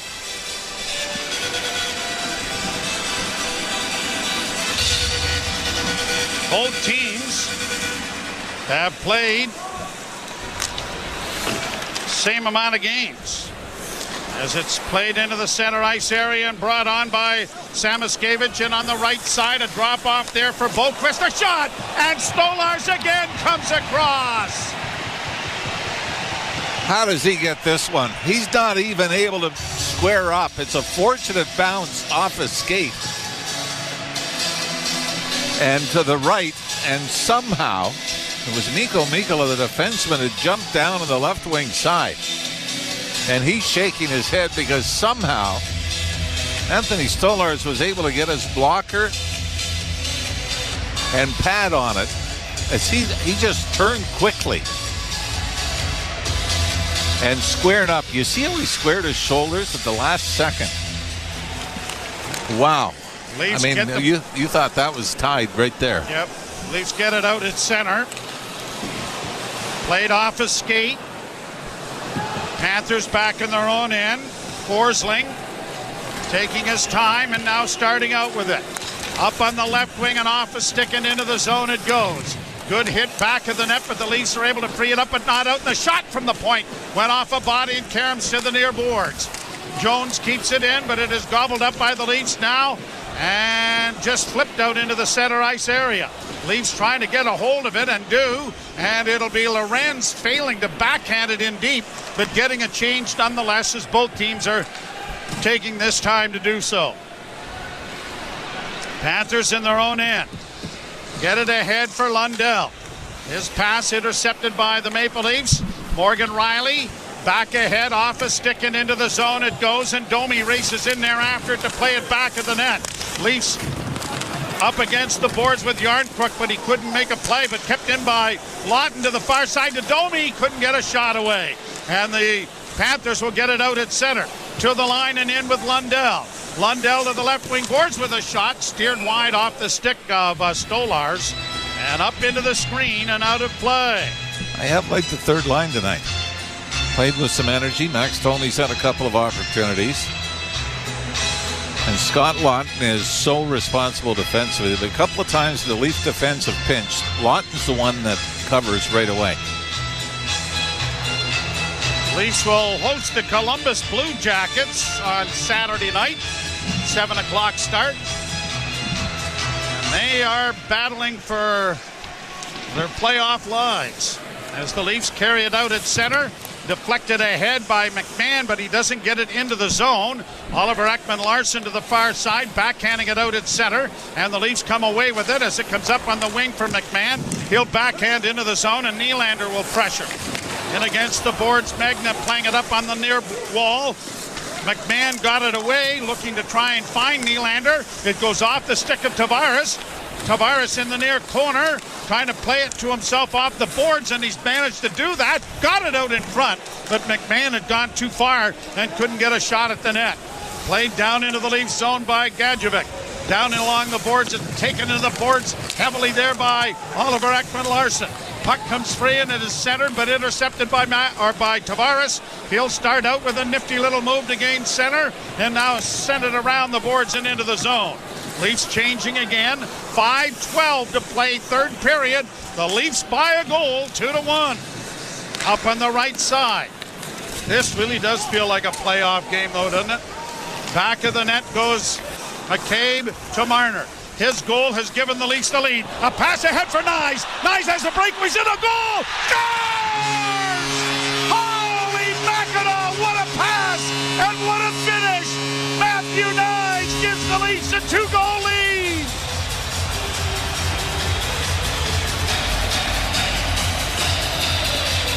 Mitch Marner with the great outlet pass from the Leaf zone to Matthew Nyes right at the Florida line.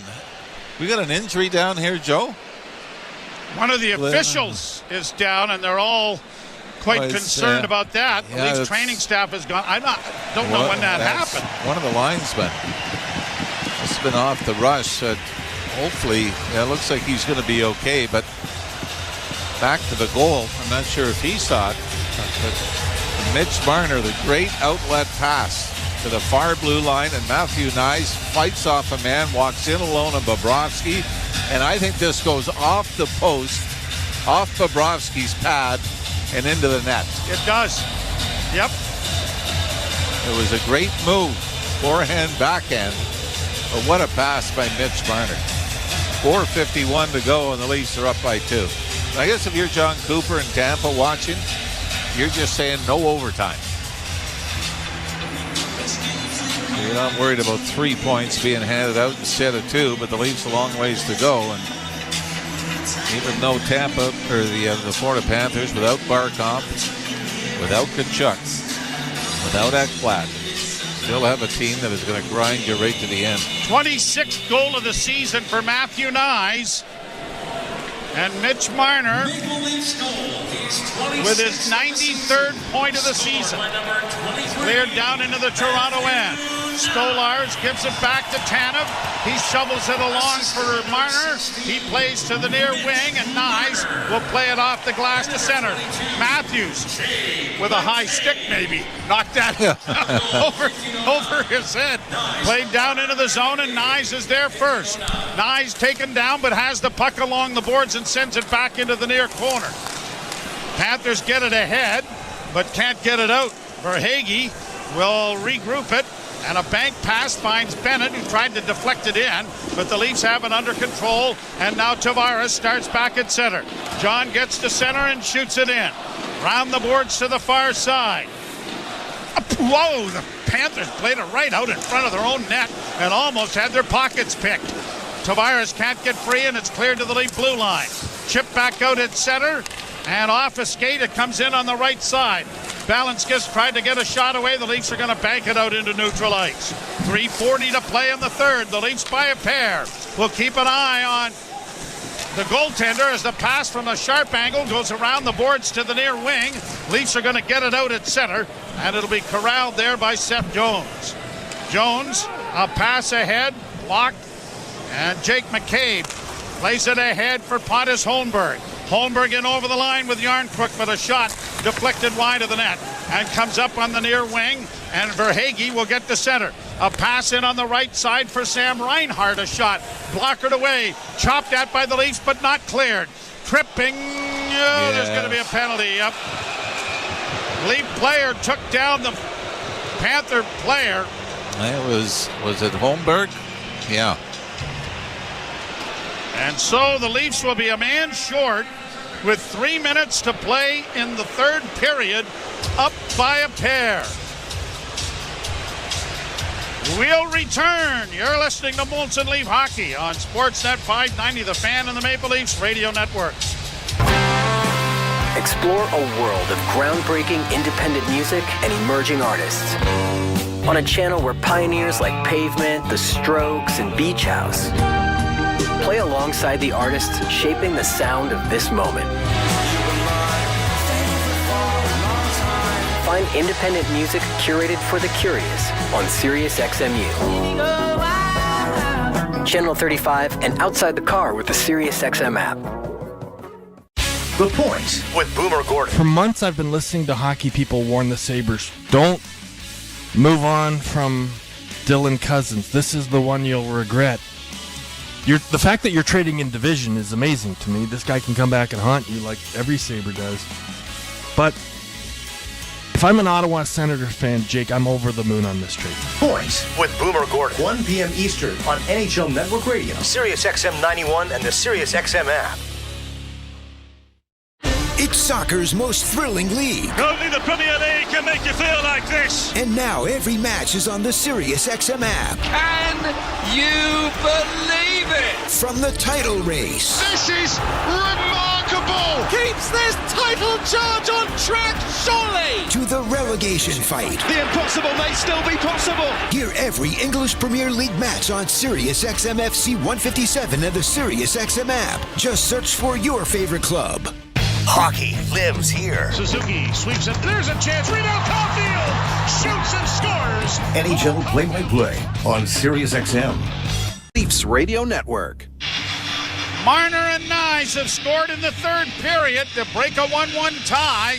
3-1 Toronto, but a huge power play here to try and kill off Holmberg in the box for tripping. And the linesman is over talking to one of the Leafs training it's a trainer, staff. yeah.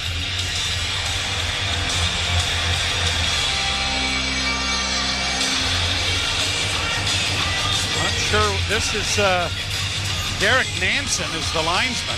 Yeah, and I'm still not sure. I paid attention to a replay to see what might have happened. Again, it was after the goal was scored. I don't know if he... He ran into one of the Leafs who was going to celebrate. Oh, okay. And then it was just one of those, he kind of turned. Was he grabbing went to pick up the puck. Draw one by Florida. Shot and a glove save and knocked away by Stolars. In along the boards, McCabe can't ice it. Comes out into the slot area. Matthews deflects. And the Leafs get it, but can't get it out. Onto the near wing, McCabe trying to get it out, but it's blocked at the point by Reinhart. Far side, Jones keeps it alive. Back it comes to Reinhart again with a shot. Scores! Sam Reinhart with 2:38 left. Scores on the power play. It looked like the Leafs were going to get it out, but not enough mustard on it. And it is 3-2. That was Jake McCabe that looked like he had the opportunity, but Anton Lundell went right to the front of the net. Took the eyes away from Anthony Stolars, and I'm sure Stolars knows, oh no, Reinhardt's got it. And Reinhardt just took a couple of strides in. It was fairly well out. Leading goal scorer for the Panthers here tonight, 37th of the year. And Austin Matthews had just left moved to his left, and Reinhart fired it to the right. Leafs dumped the puck down into the Florida end with 2.5 minutes to play. A one-goal hockey game. Brought out by Reinhart to center. Launched into the Toronto zone, and there goes Bobrovsky to the bench. Empty net down to our left. Tanev playing it along the boards. It'll be blocked. Cleared to the line, but not out. Another chance here for Florida. They control on the far side. Lundell trying to center. In front of the net is Verhaeghe as it comes back to the point. Jones backhanding it around back of the goal. Tanev launches it up on the wing, but it won't clear. Kept in by Jones at the far point, off a stick. And into the crowd it goes. Face-off will be in the Toronto end. Bobby McMahon getting his stick in the way of that. So now with 1:55 to go, both teams will discuss strategy here with a face-off in the Leaf end. 6 attackers for Florida. And when does Paul Maurice call the timeout? Has he done it here? I believe so. No. Line change. Nope. There goes the goaltender to the net, or to the bench, so it is a timeout. And it is Florida who takes the timeout. I'll tell you, the big boys have come up with some big moments tonight, haven't they? Reinhart and Bennett assisting on the first goal. Reinhart scores the second. Then you've got Tavares, Marner, Nyes all on the scoreboard. Matthews has an assist. We can talk about team play and everything else, but what makes the best players in the world the best players in the world is coming up at the right time in key moments. Is it ever? Samoskevich and Jones assisting on the Reinhart goal on the power play. It makes it 3-2. Minute 55 to go in the third. John Tavares will take the face-off for Toronto. Buckle your chin straps. Here we go. Draw scrummed into the corner it goes. Played around back of the net. Played up on the wing. The Leafs don't get it out. Chopped into the corner again. Round to the far side. Tanev trying to get there in time. He blocks one attempted pass. Then a sharp angle shot hit the side of the goal. And Tanev is everywhere. He got it back to the line, but not out. Kept in by Reinhart. Onto the near side. The pass goes down into the corner. Florida trying to get it back to the blue line and do. Lundell dropping it off for Sam Bennett, and a shot in traffic went wide. Rebound far side. Marner trying to kick it out. Fails to do so. The Leafs get it to the line, and Marner gets it out and down the ice. But he's got a little bit, too much on it. It just trickled over the line, and I mean by an inch or two, to produce an icing. Well, I guarantee you, was that Sam Reinhart went back for it, wasn't going to set any kind of land speed record trying to get back as he took the long route. Jake McCabe has just gone to the dressing room. With 1:10 to go. So the David Kampf and Jake McCabe both absent from the Leaf bench. Fourth face-off won by Florida. Reinhart with a shot. Blockered away. It bounces high. Not seeing it immediately, and the Leafs are going to get it to the line, but not out. Knocked high into the air. Volleyball ahead. The Leafs don't get it out, and now they do, but they shoot it wide of an empty net, and another icing will come with 51.3 seconds to go. Strategy has certainly changed, hasn't it, with an empty net? Oh, yeah. It used to be get it out at center ice. Don't ice the puck. Get it out. Don't take a shot at the net till you get to center. Now it's get it over with. Get it over with, yeah. Draw to the right of Stolars. Tavares again taking the face-off. And everybody moving prematurely. Tanev and Ekman-Larsson, the two defensemen, but the draw won by Florida. Back to the point, Reinhart. Reinhart into the slot. Jones can't shoot it. Down into the corner it goes to Bennett. Bennett works back towards the blue line. Top of the circle with a shot. That went wide. Rebound back of the goal. Bang, crash, hack, slash. Played to the line but not out. Bennett keeps it in. Down into the slot area, and a shot is blocked. Trying to get to it now is Matthews. He chops at it, but can't clear. Kept alive by Florida to the far side. 21 seconds left. Shot deflects wide of the goal. Near side now for Reinhart. Into the slot, a shot. That was deflected and goes up into the screen. And out of play. Boy, did Seth Jones get a ton of that. One-timer from the point, middle of the ice. Traffic in front. If you're the Leafs, do you call timeout here? You want your guys to be rested as well. This is an interesting dilemma for... And it doesn't look like they're going to call it. 14 seconds to go. Tavares to take the face-off. It's scrummed. The puck is cleared to the line. Just on the line. That'll be very close. Reinhart back to the point. 6 seconds. Reinhart down low. Sharp angle shot. Stopped by Stolars. 2 seconds left. Tandem's got it pinned to the board. Game over.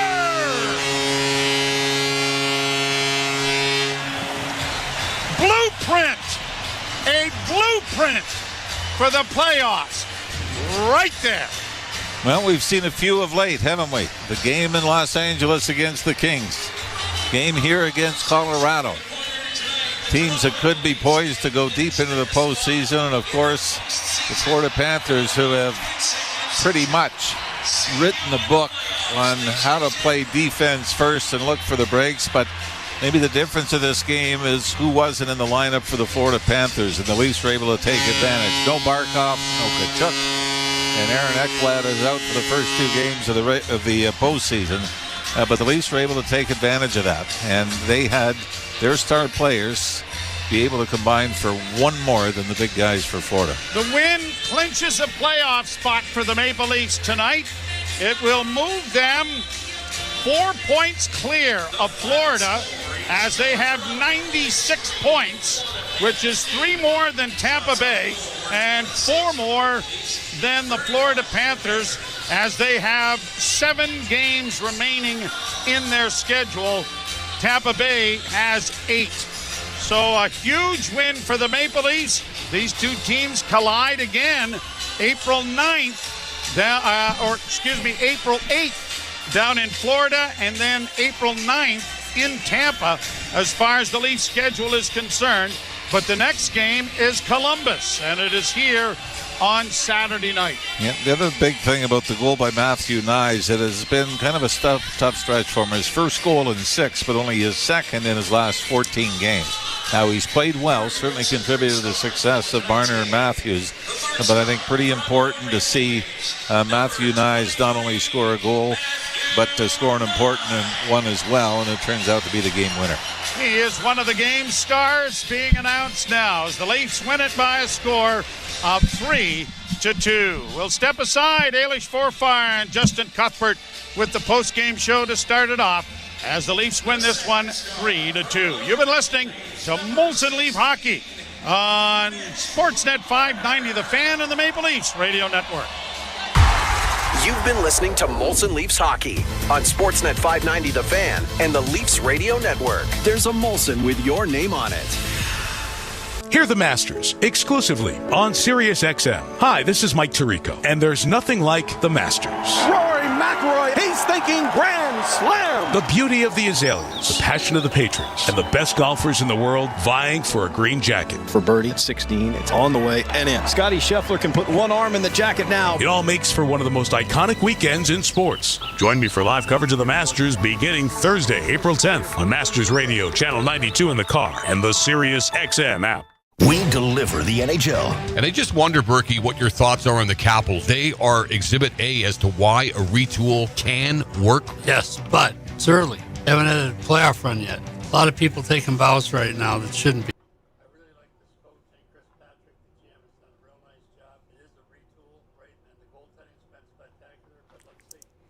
There we are. What's up, insiders?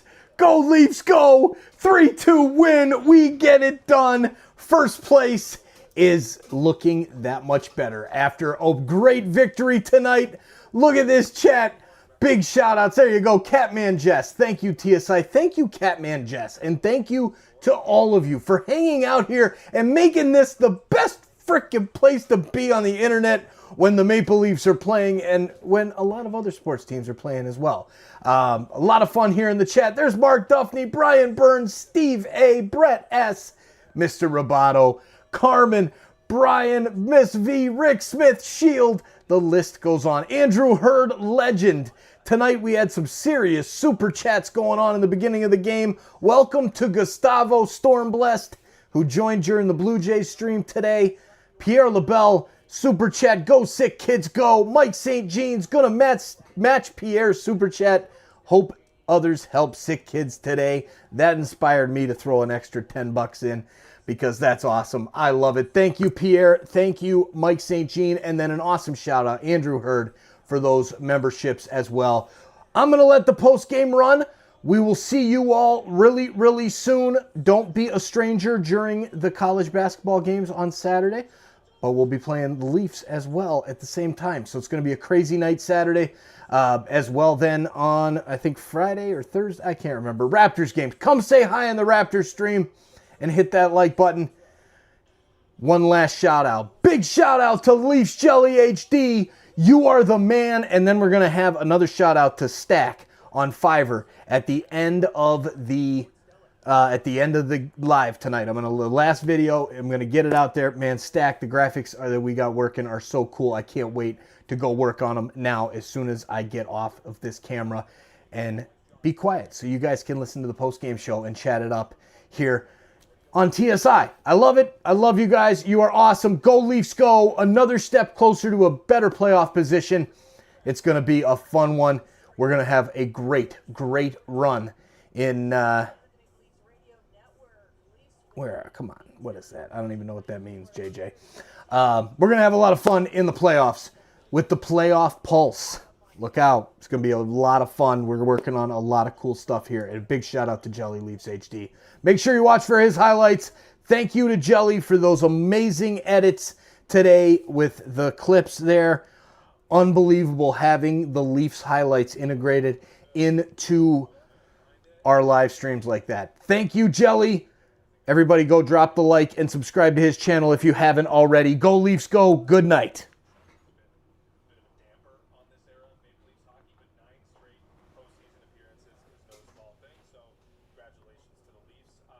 And a real quality victory. Like, that was playoff caliber in some ways.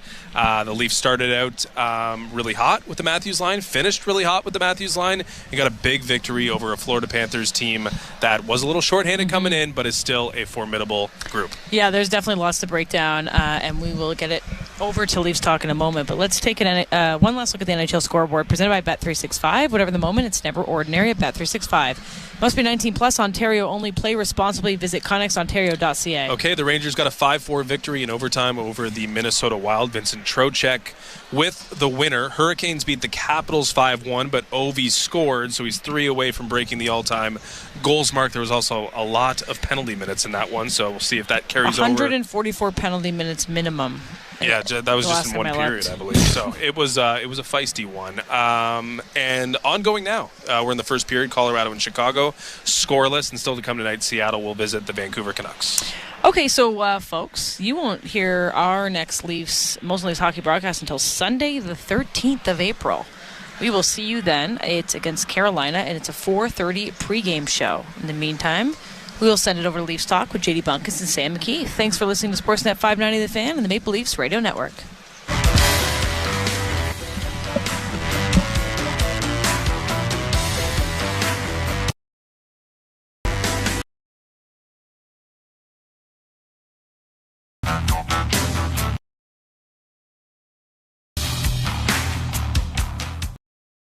Leafs Talk, JD Bunkus, Sam McKee.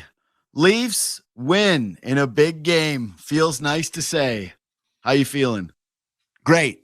That was a great win. That was a really good, tight checking hockey game. Both teams had periods of dominance throughout it. And in the third period, where there's been so many question marks about this core and these guys, it's not the playoffs yet, but this is as close to a playoff type game as you're going to get.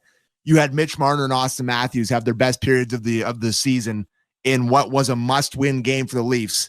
If you're a Leaf fan, baby, that's got to feel pretty good because I know it does for me. So how are you feeling? I'll be honest. There's some overall pretty pleased. Like they came through. I don't really care about the asterisk stuff in terms of who the Panthers were missing. Injuries are a reality of the sport. Yeah. You can only play who's in front of you. And I thought that for 2 periods in this hockey game, the Leafs looked like the materially better team, which was important to me. I think that this was another big feather in the cap for Mitch Marner, that there were very important moments from Austin Matthews that I want to dig into a little bit more in this game or in the show. I think that second line has officially established itself as maybe the thing that you rely on almost more than anything other than the top pair. And I thought that the goaltender sparkled in moments in this hockey game and really showed some mettle after looking shaky at times, and kind of proved to fans that there's something to be confident here. So overall, like the checklist for the Leafs in this one was pretty positive to me, buddy. Yeah, I think you definitely can have the conversation about who's missing on the Panthers. And I guess, you brought it up there. It's as relevant a time as any to have the conversation. Yeah, like they're clearly missing some great players, but Matthew Tkachuk hasn't been playing for half the season. He's not really, a factor until the playoffs start. And then Barkov misses. He gets hurt last night. Like, they don't have Ekblad. I understand that those guys are missing, but it's not like they don't have great players. It's not like they don't have championship pedigree. And you saw throughout that game that that's what they have. They have championship pedigree guys who, regardless of who's in and out of the lineup, they find a way to compete and they find a way to stay in games. And I thought when the third period got there, it was a team that was shorthanded on the second half of back-to-back, and the Leafs put the pedal down. They were the stronger team. They were the more aggressive team. They were the more fit team, energy levels way higher. And they took advantage of it in a spot where they should have. And they haven't done that a lot of times in years past, where it's supposed to be easy. And that's often the times where you're like, how many mentions did you get tonight when they said Barkov wasn't playing? Where you're just like, oh, Panthers are winning. Like, that's just, that's like a calling card of this Leafs team. And they overcame that. Like, I know they're shorthanded, but that's still an important win. I thought for sure after the first period when they played so well that there was going to be an immediate Panthers goal in the second period. Like, they took the penalty at the end. Panthers scored, and I thought, oh, okay, like this game has a chance to just be an ugly, like 2-0 loss where we're debating a goal and we're debating the star players. And to the point about like those guys not having their key dudes, man. Sorry, we just got a great message in our chat. Leafs are missing Patches and Hockenpah. Fair trade for those Panthers injuries. Yeah, they lost Camp. They lost Camp in this game too. Yeah, I mean, that's how can you overcome those three? Yeah, completely forgot what I said. No, sorry, I was just funny. You were just talking about overcoming the injuries of the Panthers, and you were going to make a point about it. Well, just like the Leafs have laid eggs in big moments to bad teams before. Yes. Like Absolutely. They've lost to the Montreal Canadiens in the playoff series. Are up 3-1.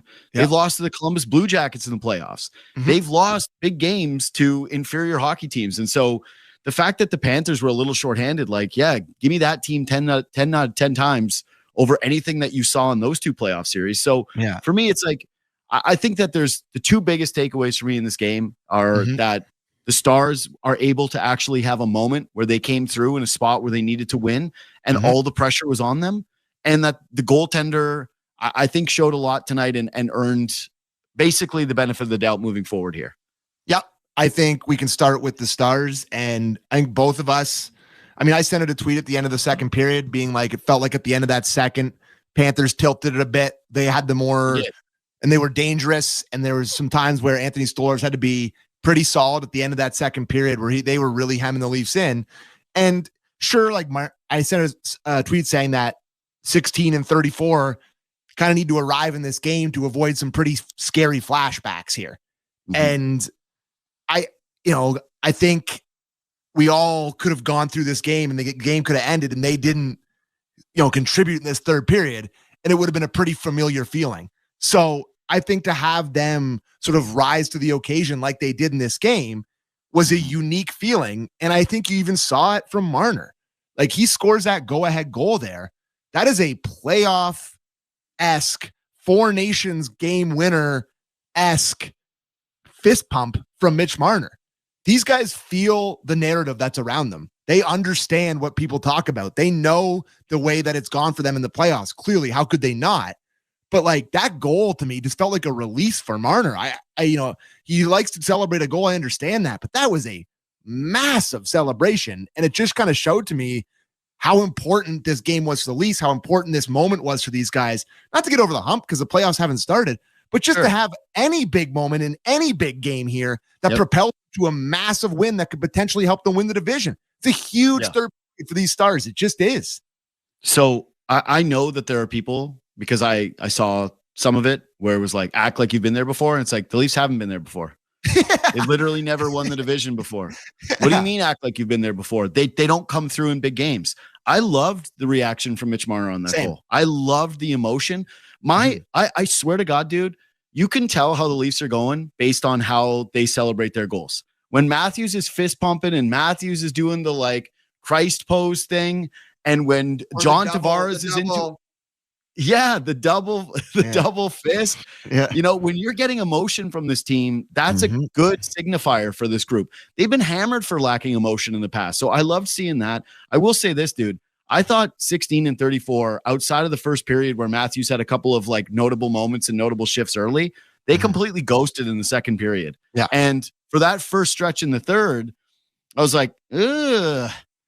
Are you guys really going to do this again? So I just thought that this was a massive flip in the narrative for those two specifically. Marner obviously bigger because he's up for a contract. And anytime he has a bad game in a big moment, it's like, you want how much money, right? And all of that ends up spiraling out. But for him to now have like this year, the Four Nations, and then a goal in this game, and then also the saucer pass that becomes on the game, the actual game-winning goal. Like the two pivotal offensive plays of this game, depending on how you feel about like the Nylander pass. I just don't know how that couldn't build your confidence as a player. That is a beautiful stretch pass to hit Matthew Knies, who to me has a bit of a, a clutch gene almost. I know we used clutch gene last time, but like he was on the goal. He was on the ice for all three overtime winners against Tampa. Let me just track this. Lorentz clutch gene, Knies but like the reason I'm bringing this up is because like he does not seem afraid of these big moments, and he seems like new blood in these moments. And you think of he scored the overtime winner, was it Game 5 last year against Boston in Boston to extend the series. He just seems to have a knack for arriving in these big moments, and that's a huge goal for the Leafs. But just to go back to Mitch, I thought Matthews had a couple moments throughout this game where like he was noticeable at least, and he looked physical, and he looked like him and Knies were cycling the puck a little bit. But the Marner thing was looking like the playoff Marner, puck exploding off of his stick, not smooth, not his usual self. And it's afraid of contact. I don't know. Was it who was it? Forsling, where they were going out in the neutral zone, and instead of like trying to drop the shoulder and go around him, he tries to chip it around him and tries to jump around him. Looks like he's a little bit scared of contact. And then just, I don't know, to have it flip like that for him, the great shift that leads to him hammering one in the slot. I think Matthews had moments in this game where he was good, not great, but for them to do that in the third, man, I was so impressed and surprised. That's the crazy part, is it was surprising. I like what you said about the Matthews physicality, because I actually think that, again, we've been doing the looking for Matthews leadership moments. Yeah. And I kind of thought that the third started because of the way Matthews started to use his body and how engaged he was in the offensive zone. Like this shift for them was, outside of the just like the playmaking, was the most impressive stuff that I saw from Matthews all game. Like if you're watching on YouTube, he's going to end up just battling for pucks here, using his body, and actually goes into a corner and hits somebody. Like really hits somebody, knocks someone over, and gets a puck back after an icing call. And I want to see a little bit more of that from Matthews in games like this, dude. Like shifts like this, that's what matters to me with Austin Matthews more almost as much as anything else with this team. Yeah, I wouldn't even call that a hit. I would call that sitting a guy in the truck. Like he just sat him down. There was not like a hit. Sort of implies physical contact between two guys. That was not between. That was a one-way street. Putting your hand on a guy's chest and sitting him down. Like that was that's when you see Matthews do that. First of all, it makes you long for more. Like, yes, that's all I wanted. If he found that, like if he did that twice a game, he'd just be the most popular Leaf. He's already really popular, but if you could find that physical edge more, but you're not going to get it. You're not going to ask for that. But if you can just get it here and there, And you're right. Like that is when I find he's really engaged, when the body's going. And when he does that, I kind of put the injury fears not totally behind me because it's always bubbling up with him and he can always kind of I'm not fully there. I won't ever fully be there because you know me, I'm an injury worrier, and the transcontinental flight will still always be in the word injury. You could just worrier. I worry. Anyways, but yeah, I think when he's doing that, he's really feeling confident and feeling big, and that was just really impressive shift, that first shift. Yeah, it really was. Third period. You're right, though. He was more noticeable throughout the game. Yeah. And when he's playing that way, it really pops. The thing with Mitch is that he can't play that way, right? Yeah. He's never going to go in on a forecheck and win a battle against a guy using his physicality. No. And so one of the things that I kind of came to grips with watching this game tonight, it's a tougher road for Mitch Marner in terms of the evaluation in games like this, because he's only really going to be able to rely on his skill. Like the defense is going to be there. Everyone appreciates what he's able to do defensively with his positioning, with his stick, with his reads of the game. Those are always a part of who Mitch Marner is. But offensively, he's not going to be like Matthew Nyes, who can just go into a corner and assert himself and be noticeable for a hockey game. And so for Marner, it's like it was 2 periods tonight where he was a ghost. He was just, he wasn't it. And I don't know if we're ever going to get to a spot, maybe we will, where like he just takes over a playoff series for 7 games. But when he gets his opportunities, he's got to come through. And he did tonight. Yep. And, I think those 2 guys are obviously a great compliment to him, because you talk about him never being able to do the physicality. Like those 2 guys, if they get the puck going down low, they get the cycle and the puck comes out to Marner, he's really shown much more ability and willingness to just hammer it in the past year, I would say, maybe even a little bit at the end of last year. But this year, like his shot really has improved. I mean, it's always high blocker. Like every goal he ever scores is high blocker. Another one tonight, high blocker. Or does Bobrovsky? No, it was high blocker. So it always enters the left side of the net, and he just shoots it hard. So if he can get into those soft spots while the other 2 mutants on his line are kind of working and cycling, it can work in the playoffs. But you're right. It's never going to be a physically imposing thing, and that's always been the issue when the playoffs start, when it slows down and grinds to a halt and there's not a ton of space out there. We know the complaints, but maybe with a couple more, scars under your belt, who knows, maybe it flips, and tonight makes you feel definitely better, no question. I just think that more experiences that you can lean on, the better, right? Because one of my fears with this group always that I've talked about for years is when you get into a tough situation, and especially with Florida, right? Because you lose this game, there's a real shot you're playing them in round 1 and that Tampa ends up winning this division. Like that's still on the table. For sure. And I think that's the ultimate nightmare scenario for everyone, is that you face Florida in the first round and they've beaten you now multiple times in the regular season and just own you.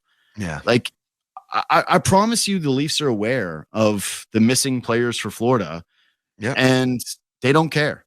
They're just happy to be able to get the points, baby. Stock the points. And it's a regulation win against a team that you're going head to head with. And regulation wins are big in the tie break. Like, get the regulation wins against the rival. They don't care about people missing. And sure, would it be a terrifying playoff series going up against, did that matter not having Kachuk? And does that matter? Of course, but take the points. Who cares? Well, they don't care. To that too, I'm seeing a lot of the chat is saying stuff like this, like Jacob Sheehan is like, Florida missing 2 best forwards and best D-man back to back, and Leafs have to white knuckle it to finish it. It's like, I don't know what some of you expected in this game in terms of what was going to happen from a desperate Florida team. Yeah. That still, Florida's hallmark is that they're extremely deep. So even when they are missing players, they're very, very dangerous. And also, again, it's championship pedigree, buddy. They have guys that just know how to win regardless of who's in the lineup. You think they're going to blow them out tonight? What do you expect? Not only that, but it's a process end result. The Leafs had better process tonight. If you go through it and you do the whole they had to white knuckle it. What did Toronto have in this game? I think that by the end of it, they end up with the better goaltending. Mm-hmm. I thought that they were more defensively sound in this hockey game, that Florida did not get to their spots the way that Toronto got to their spots. Yeah. Do you agree? I would Florida agree. outshot them, but that's just the Toronto way. Toronto gets outshot. They get outshot. That's the way that it goes, and that's the way that it's always going to be. Yeah. Toronto had the way more high danger chances tonight. Like they were the far more dangerous team. Their stars came through in big moments and they all contributed on the score sheet. Yeah. Like, I don't know, man. I don't view that one. Like, yes, was it white knuckle? Was there a power play goal late that forces it from a 3-1 game into 2-1 game? Absolutely. But no, again, you have not been here as an organization. You have not been here as players. And that was one of my big takeaways in this thing too, is just how nice it is to have these games that matter.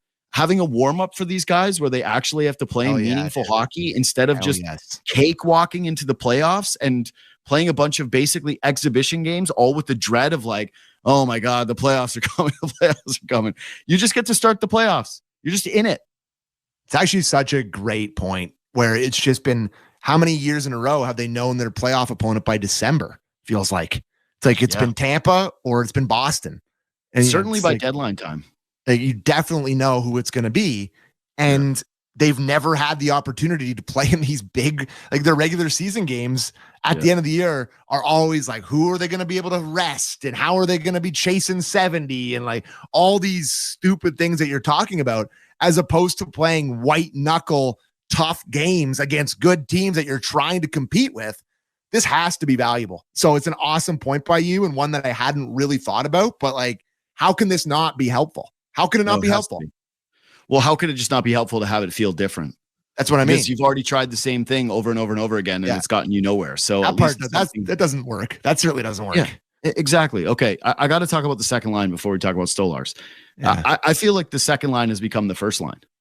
Yeah, we did a mailbag yesterday with Borny and I, and a guy tweeted that into us and said like that's the better line, that's the first line. The minutes obviously aren't going to forecast that in terms of how much Matthews and Marner play at 5-on-5, but they're definitely consistently night over night right now the most dangerous line for the Leafs. Like it's ridiculous how good Nylander was tonight. I thought Nylander and Tavares both I thought were just incredible. And the thing, I think the reason that we don't necessarily lead with talking about how good these two guys are is because these guys have had more moments in the playoffs. They're smaller, like it's not a huge amount for anybody, but I think Tavares and Nylander have been consistently better in the playoffs than Matthews and Marner have. So maybe that's why you don't lead with it. But these guys have been excellent, and they were excellent again tonight. The play that Willie makes to Tavares on the goal, the like turn around, basically no look, slap shot pass on the tape for Tavares to tip home. And by the way, great play by Tavares to get his hand on that and tip it. Like that's a hard pass, kind of turns the blade over. Another goal for him. Especially going into the net hard like that. And I mean, you have to say it. Putting Bobby McMahon on this line has provided Tavares and Willie with the most chemistry they've ever had. This is the most chemistry. This stretch of hockey since they put Bobby McMahon on this line consistently is the most chemistry they've ever had in the whole time they've played together. And that's saying something because they've played so many minutes together. Am I not right? Yeah, I agree. And I think that there's a couple of reasons for it, some of which we've probably touched on a little bit. But I think that defenses are focused so much on those two guys, and especially Nylander as a transporter, that all of a sudden McMahon can just like catch you off guard with his speed. It's almost as though like the league still doesn't know how fast this guy is because often defensemen just aren't gapped with him. And then all of a sudden they're like in a foot race and like, holy crap, how is this big man moving his feet so quickly? And they seem to have like not watched video on who this player is. But what I really like about the line is they trust McMahon in transition and Tavares, they trust as a goal scorer, and Nylander has accepted this role of being more of a playmaker. Yeah. And now as like a transporter who's not just like looking to drive the net or looking for a pass first or a shoot first option, he's like a setup man. Look at the passes he made tonight. The chip that he makes to Bobby McMahon for his breakaway opportunity, best save of the night for Bobrovsky. Yeah, the pass that we've already gone over on the goal to Tavares. Yeah. I feel like his playmaking over this stretch with these guys has taken like a monumental leap. He's got defenses on their heels. He had like an NBA style crossover tonight where it was just like, God, who was that fell? It was amazing.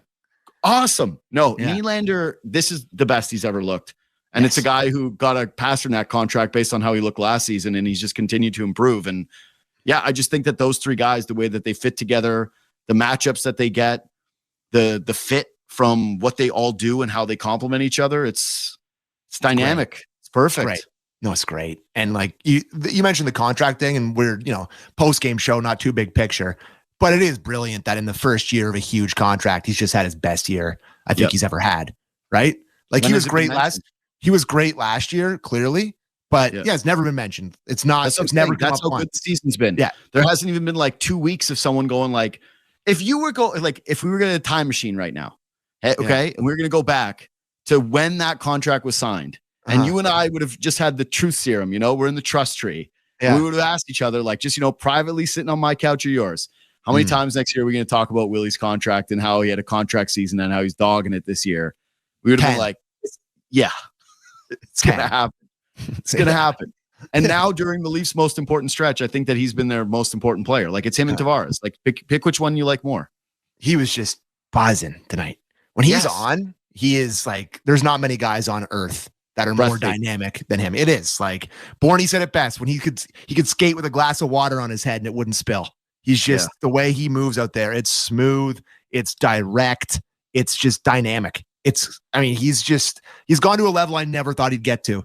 And kudos to multiple different Leafs management that didn't give up on him. You give the credit to Dubas, who didn't give up on him. Give the credit to Treliving, who had chances to trade him, and they just never did. And he's now turned into one of the truly best players in the league. It's amazing.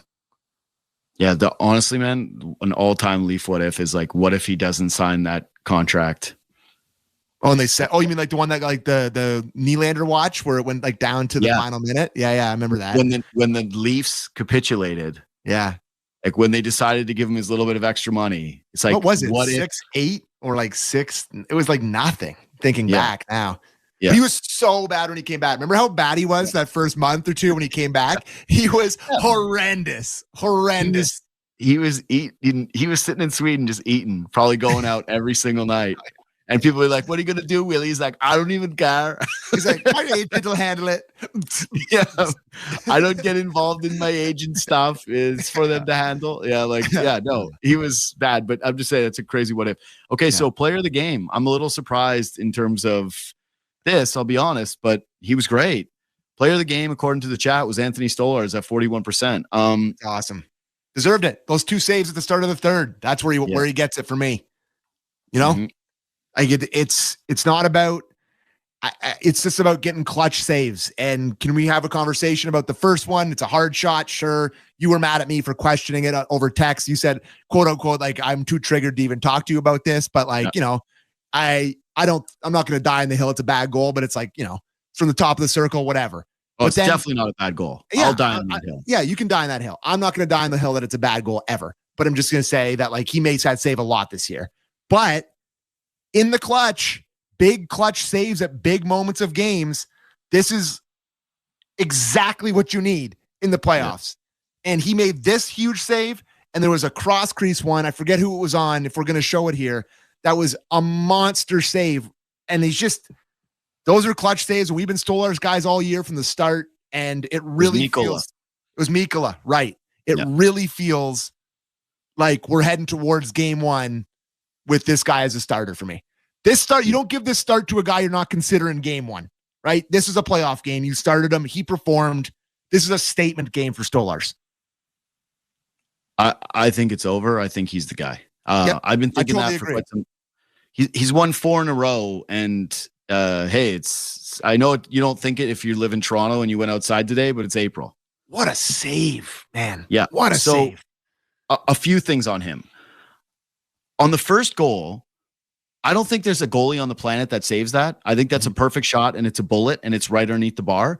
But I will say this. He didn't put himself in a good position to save it if he would have actually had a realistic shot at it. Like, if he gloves that down, that's on every coach's corner highlight tape. Number one, look at this rainbow. Like, that would have been. Yeah, you're right. A crazy glove save for him to be able to pull that one off. Like, it's a perfectly placed spot or shot from a guy that's like got a perfect look at it, who's wide open and clean as the Leafs are scrambling around and lose their minds. But I don't think that Stolarz was in a good position. I don't. He made himself small. He made himself small. Yeah. And so optically, I think that the goal looks worse because he was kind of scrambling around a little bit. If I'm being dead honest, as a certified card carrying member of the Stoll Army, I thought that he looked kind of shaky to start this game. Like, I don't know if it was me projecting my feelings on the player, just hoping that he wasn't going to be the main point of conversation, where it was going to be another goalie just doesn't show up in the least. I just can't stand to have that conversation. You're scared for your son. You're scared for your son. You didn't want to have it. I'm just tired of that more than anything. I just felt like for years, up until recently, it was this just like massive scapegoat storyline for a group that had underwhelmed in the postseason year over year, and everything got pinned on the goaltender. Did the past goalies have bad performances? Absolutely. Were some of the goals god awful that Freddie Anderson and co go down the list of guys let in? Yes. But I always felt like it was just like a overly simplistic way of looking at what this team was in the postseason. I'm terrified of that happening again. But with Stolarz, there was just I don't think he was tracking it very well early. I don't. There was multiple moments in the game where you could tell that he was kind of swimming around looking for pucks. The second period, I thought early on specifically, I was nervous, man. Some of the rebounds were not great. And I thought, yikes, he's probably going to let in another bad one in this hockey game. And it's going to be Wolves' net to lose. That's how razor thin I thought that this was. But to your point, the third period, McCabe gets gassed after being on the ice for 2 minutes, tries to get to the bench for that change. And I can't remember who it was on that shot attempt that just drives the net. And Stolarz uses just his size and strength to keep that puck out of the back of the net. And it doesn't even end up being close. And then the second one, the Mikkola one, that's also vintage Stolarz, where it's just a huge guy who's also sneaky athletic and able to just get across. And then the puck is smothered. It's gone. There's no puck that bounces out into a dirty area on these goals. It's just, hey, the big monster ate the pucks. And that makes you feel confident is the third period Stolarz that you saw. And you want to talk about not having done it before? Man, Woll has playoff games. Stolarz came playoff game duty. Good playoff games. Yeah, Wall has brilliant playoff games. This is the biggest game of Stolarz' career, and it's actually not even close. This is it by a factor of 1 billion. He was playing for a starting job on a Stanley Cup contender, and he played his best period in the third against his former team. It's a massive moment for the guy. Couldn't be happier for him. Gotta feel good. Gotta feel good. Gotta feel good. He's getting the belt. Yeah, probably. I could see Marner too. Marner probably get it. I feels like he's always in the picture. Feels like he never. I don't know. If former goalie gets a win against his old team. Yeah, you're probably right. We both can't vote him, so I'll vote Marner gets the belt. You'll vote Marner? Yeah, that's the way that this game works. Yeah. Okay, can we do some of the less positives now, or do you have? Yeah, I wish the third line looked better. Yeah, I wish the third line was better. Really badly. Yeah. Wish Braden Shen was on the third line. That much. Oh, you can't pay the picks. You can't pay the. Oh, no. It's Lots is crushing it right now. When's his moment coming? That's not at 1 a.m. I guess the Sharks.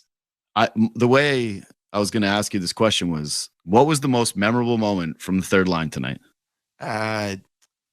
Domi blowing a coverage and it ended up in a 2-on-1 and Sam Miskevich almost shot it into a wide open net on the 2-on-1 that he blew a coverage on. I thought Domi had legs early, but everybody had legs early. They were rolling 4 in the first period and I thought he was kind of buzzing a little bit and he felt like you're like, oh, it's going to be another Domi kind of big game here. They went away, but I couldn't really tell you one particularly great moment that they had at all. Mm-hmm. So I agree that I thought Domi brought energy early. He did. And that he was noticeable. But as the game went on and as the game got tighter checked and as it got harder and Florida started to impose themselves in the second, I think you could run a lot of shifts for those guys tonight where they ended up being in their own end. Yeah. So I don't know. This is what it is. Okay. I want to be like, here's the solution, but there is no solution. This is it. Yeah. This is the solution. And, you look at the ice times here, just quickly checking, Kampf goes out and Scott Lawton still only finds a way to play 12-21 tonight. I guess there wasn't a ton of penalty kill time because there wasn't a lot of penalties, but even still, Domi plays 14-27. Yeah, that's what I mean. Like it just, yeah. So I was thinking about this too. I think that at this point, if Kampf's out, you got to bump him back down to the fourth line and try him at center there. Lawton? Yeah. 100%. Yeah. Like I was massively in the camp of you got to bump this guy up. You got to give this guy a chance. You got to really try to ingratiate himself to this lineup. And I don't agree with that anymore. Now it's like you have to put him back down because it's again, he's not going to be the offensive player that Max Domi is, right? Like there's a reason why Max Domi has the contract he has versus, when Scott Laughton hits free agency and what his will look like cap percentage wise. Like Domi's going to be able to get his opportunities in transition. Again, his couple chances from the slot tonight. But overall, you were just kind of looking for that line to have an identity or a purpose or a feel. And it's another game where I thought it was an important one for them. I really did. I talked about it a lot on my show this morning. This is a huge game for these guys that, this isn't Scott Laughton has gotten a pretty big pass for me just in terms of, hey, the situation that he's jumped into and the expectation that people have when you give up those kind of assets. But I just needed to feel him in a game against a really chippy, deep team where, he's hitting guys or he's winning a puck battle or, he's getting in on the forecheck and, forcing a guy to make a turnover. And it I didn't see any of it. Maybe I'm blind. Maybe I tried to really focus in on his shifts, kind of on what he was doing. And then Yarncroc sort of the same thing where, he's an additive player. He's not a driver. And so when the line isn't when there isn't somebody else driving that line, he's not going to be noticed too much. So yeah, it didn't work for me tonight. And it's going to be kind of curious what they end up doing here. And if Camp's out, I think that it's pretty clear that Nick Robertson will jump back in the lineup. And then I think that you go with the third line of Robertson, Yarncroc, and Domi, and then put Laughton down on the fourth line as the Camp replacement. Yeah, which is crazy. That you said those words. But so Luke, Christian put in the chat, Luke Fox, no immediate injury updates on David Camp and Jake McCabe. That happened. Was that on the ref thing with McCabe? I was not aware Jake McCabe was hurt. Yeah, he went out at the end of the game. But I didn't think it was, I thought maybe it was equipment related. Like it was like the last shift he didn't play, but they said he went down the tunnel. And was it the ref collision that happened? I didn't see what happened on him. I didn't see what happened on Camp either, but that's a concern. So yeah, I thought maybe he had that'd be a pretty something. Horrific loss if they end up not having McCabe. Yeah. Well, everybody's going to get their wish now. Myers is going to get to play. So everybody be excited then. Luke says that there was a different collision that caused it. Okay. Okay. Luke Fox. Who got hit really hard behind the net to end the game? Was that him? No, that was Tanev, or was it him? Maybe it was him behind the net. Somebody on the Leafs got buried on one of the final, the last minute of the game, just right behind the net. I don't know if it was him or if it was Tanev, but yeah, I thought maybe that it was that. Yeah. By the way, the last minute, white knuckle stuff, but also Mitch Marner moments, like the play he makes from his back to clear that puck. Yeah, jumping up in the air, grabbing it. Oh yeah, he's really good defensively. So yeah, and the last Luke Fox thing I'll read here for today is that he 9th consecutive playoff berth, longest active streak in the NHL. They clinched. How exciting! So weird to have the 9th longest or the longest consecutive playoff streak and just not care. Means nothing. Zilch. Zippo. It's sad, man. That's sad that it means so little. But it's like when the Raptors would win the Atlantic and then LeBron would cruise past them and then they'd hang that Atlantic banner the next year. You're like, yeah. So your boy, what's your boy from Hockey Illuminati's name again? Frank? Yeah, Krupe. Yeah. So I saw his stat, or they were talking about it on Chicklets or whatever, that the last time that the Red Wings and Bruins didn't make the playoffs was 1967. The last time the Leafs made the playoffs for 9 straight years was 1967. Yeah. Our year, baby. Yeah. Our year. We'll say that there's a lot of good stats for it this year. Oh yeah. Yeah. So Luke says, I have the McCabe collision, but I'm not certain this was the play, but it was right before he left. Okay. Here we go. We're going to do some, we're going to do some investigative journalism. Yeah, this was it. Was him. That was it. That was the one you're talking about. Yeah. Yeah. So that's definitely where it happened. Luke and Christian both telling me not the collision. and then no. I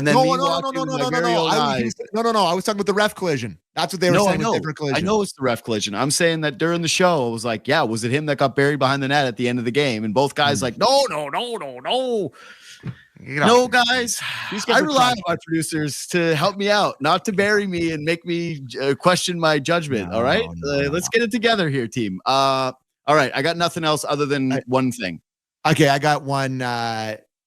We don't really, again, we don't talk about the refs, but can we get the play I asked for at the end of the game, the Sam Bennett play on Tavares?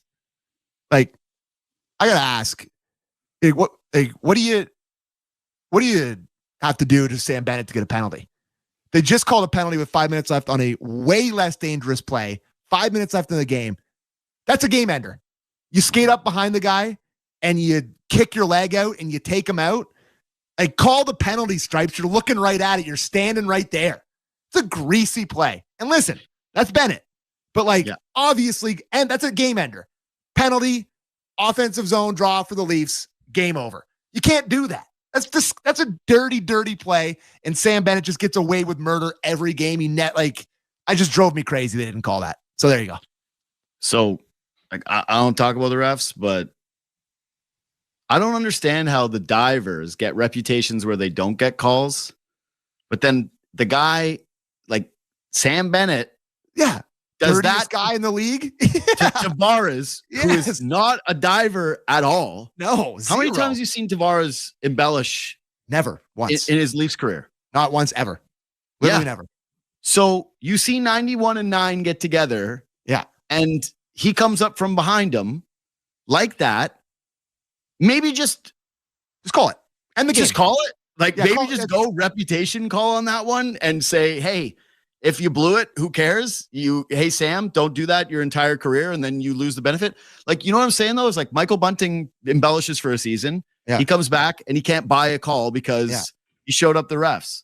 So where is it the other way is what I would like to ask officials if I ever talked about the refs. That's all I would say. Nice. That's what I would say. Nye got the belt. Wow. Game winner. Yeah, for sure. But I think Stolar's got it a couple of games ago, so it's a situation. I mean, listen, the Zigzags have a hard hat that you give out at the end of the game, and every game could be the goalie. So you have to mix it up. But if there was ever a night that Mitch was going to get it, tonight would have obviously been the night. Yeah, you try to mix it. You don't give it to the best. You don't give it to the best players ever either. That's what I mean. He's the goalie and the best player is basically who is the guy who's not the goalie or the best player that was good in the game gets the belt. Pretty freaking much. Yeah. My only thing is that the amulet jokes reached its pinnacle tonight. CC, yes. No one can do it and be funny anymore because he's like, maybe he charged the amulet. And I was so excited. I love it. It got my ears just bing. I can check out on the play-by-play and the commentary show games. I'm just thinking about a lot of things during the games. I'm taking notes, right? Yeah. I'm pausing, sometimes rewinding. And that just, I loved it. And now it's over. No one can really, you can do amulet jokes, but Chris Cuthbert did it on the broadcast. It's not going to be as good as that. So you got to be super creative with your amulet jokes moving forward here. You can't just kind of throw those ones around. I think our bit though for Leafs talk, if the Leafs actually do make a run, we got to get the amulet. We're buying the amulet. We're getting amulet. If they go conference finals, amulets, right? Well, if he's if he continues to do this. Yeah. Conference finals or second round. You know what it also might be though? That he got 2 weeks off in the middle of the season.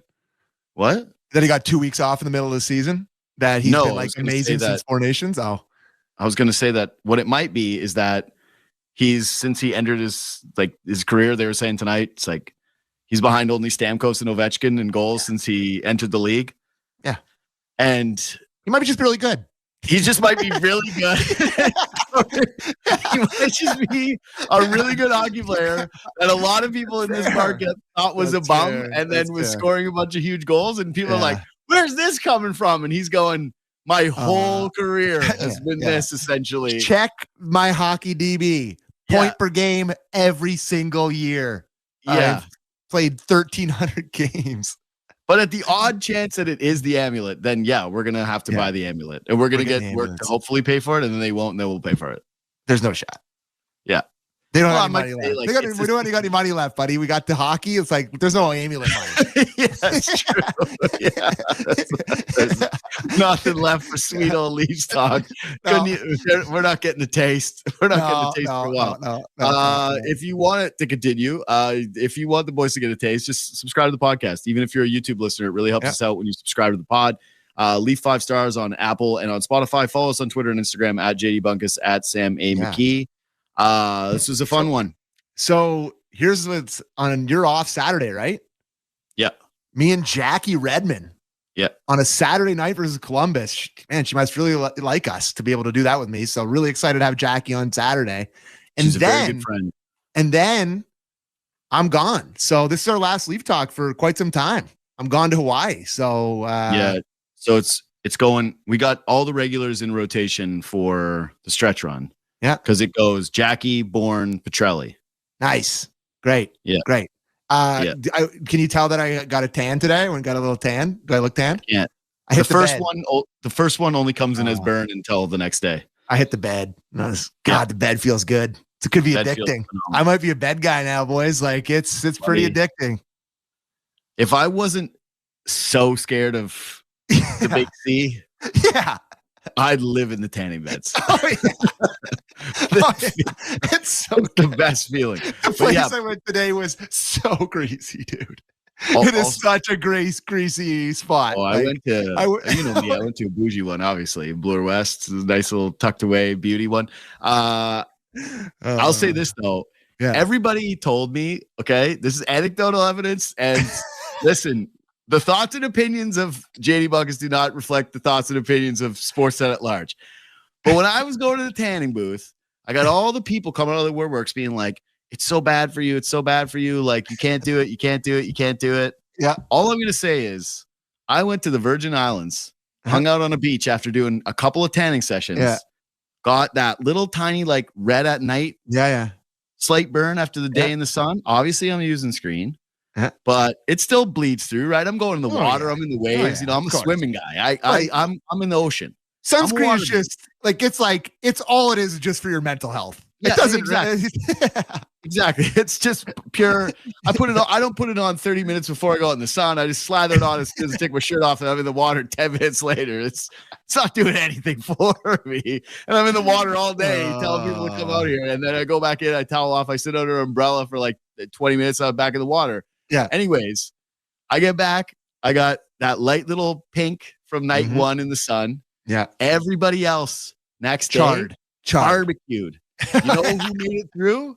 Old ghost skin here. You see this complexion? This is Nordic white. This is as pale as it gets. This is like you do this like scales of white to paint a wall. It's like my skin white is the top tier of the whitest whites. And I was fine. And I just ripped through it tan right away. So yeah, I'm not endorsing tanning beds. Sounds like we got to get Fabutan as a sponsor, boys. But like it kind of rocked. So JD Bedkiss over here. Yeah, they're back. You better believe that before the Toronto Sun gets out here, I'll be back in. I'll never go on vacation to the sun without it again. Ever. Totally agree. Anyways. All right. Good bed talk. Yeah. That's time for bed talk now, as in my pillow. Tomorrow on the pod, I got Chris Versteeg, Jason Bukla. Oh, you're coming on our pod tomorrow. Tomorrow at 4:00. You're coming in. Oh, yeah. Right? I'm on tomorrow as well. Yeah, I got a busy day. Yeah. So tune into all that content, subscribe to those other shows, and then Sammy will see you with Jackie Rimmon on Saturday night, and then I'll see you on Tuesday with Justin Bourne. From the biggest stadiums to the coziest holes in the wall. From house parties to porch hangs to pride celebrations. From your favorite fuzz shop to your local Indian spot. From noodle bars to sports bars to salsa bars. There's a Molson with your name on it. Canadian Ultra XL. Molson. Everyone in. Must be legal drinking age. The 2025 Honda Civic Hybrid is here, and it may sound too good to be true. With a 2-liter 4-cylinder backed by 2 electric motors, giving a combined 200 horsepower, it's our most powerful and fuel-efficient Civic ever. Plus, with an estimated range of over 800 kilometers and available features like a Bose premium sound system, your crew will love it too. Huh, maybe it should be called the Civic 2.0. Redefine your drive with the 2025 Civic Hybrid. Visit your Ontario Honda dealer and test drive yours today. Heard of Uline? You know, the have-it-all in-stock, ready-to-deliver shipping and industrial supply specialists. The company that does things for you that are unheard of, like keeping 41,000 items in stock in our own warehouses. With customer service reps on the line to get you what you need, when you need it, 24/7, 365, every time. Maybe you heard it here first. Want to hear more? Visit uline.ca. ULINE, your shipping and industrial supply specialists. You've been listening to NHL Play-by-Play on SiriusXM. Head over to SiriusXM NHL Network Radio, SiriusXM 91, for the best hockey talk. Channels are subject to change. Check SiriusXM.com for the latest updates. In the NHL, 7 p.m., New York Rangers face the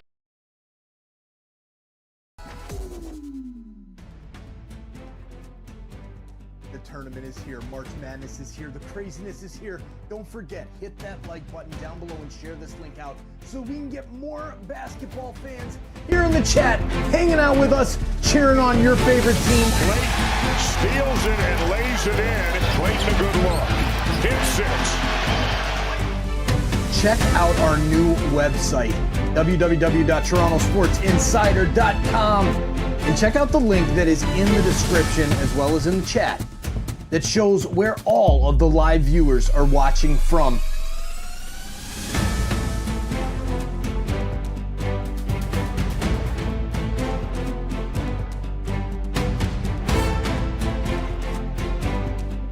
Are you an insider yet? Have you hit that subscribe button? I bet you have now. Thank you for doing that. Thank you for checking out our Bracket Mania campaign. A lot more coming up soon.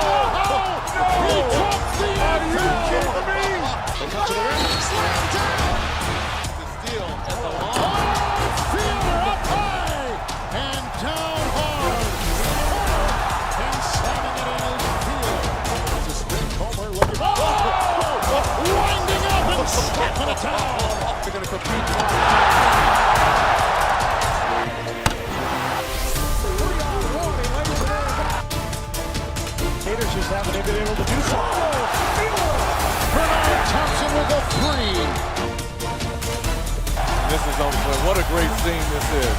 Stunning. Absolutely stunning. Hey, you. Yeah, you. This is Joe Bowen, the voice of the Toronto Maple Leafs. Thanks for chatting it up and enjoying this March Madness live hangout with us.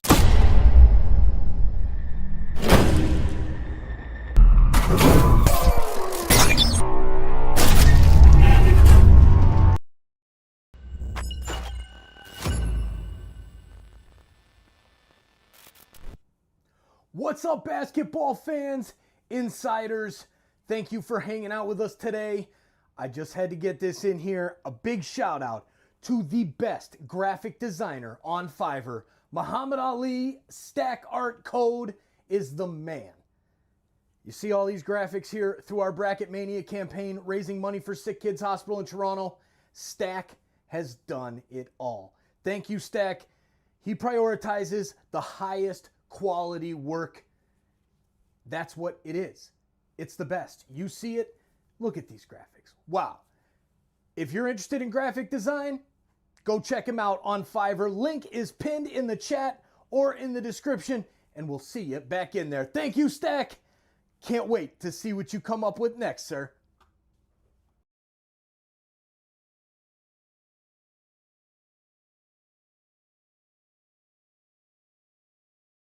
And you start to fill yourself up with all the great things that are going to happen and what you need to do to execute the game plan. And of course, ultimately to seeing yourself, holding the trophy. And as a game starts, all the negative and the positive go away. And then you drill yourself down into, just executing the game plan.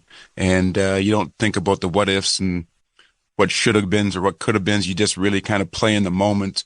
And I think trust becomes a massive word when you think about it. Can I trust each one of the players that are going out there to not only to do their part from a strategic standpoint, be in the right position, be in the right places at the right time, but not get undisciplined and take poor penalties at the wrong time because their ego is bruised and someone took advantage of them, then being able to hold all that in check. So there's just so many dynamics to think about for a team in order to overcome all the obstacles to win a championship. And it's fascinating to me. It's one of the reasons I was able to play 26 years, because once you do it, you understand how fun it is, but also how complicated and intricate it is to kind of get not only the team from a physical standpoint to come together, but how a team comes together emotionally, mentally, and the spirituality around a team and the respect that lives inside that locker room is incredible.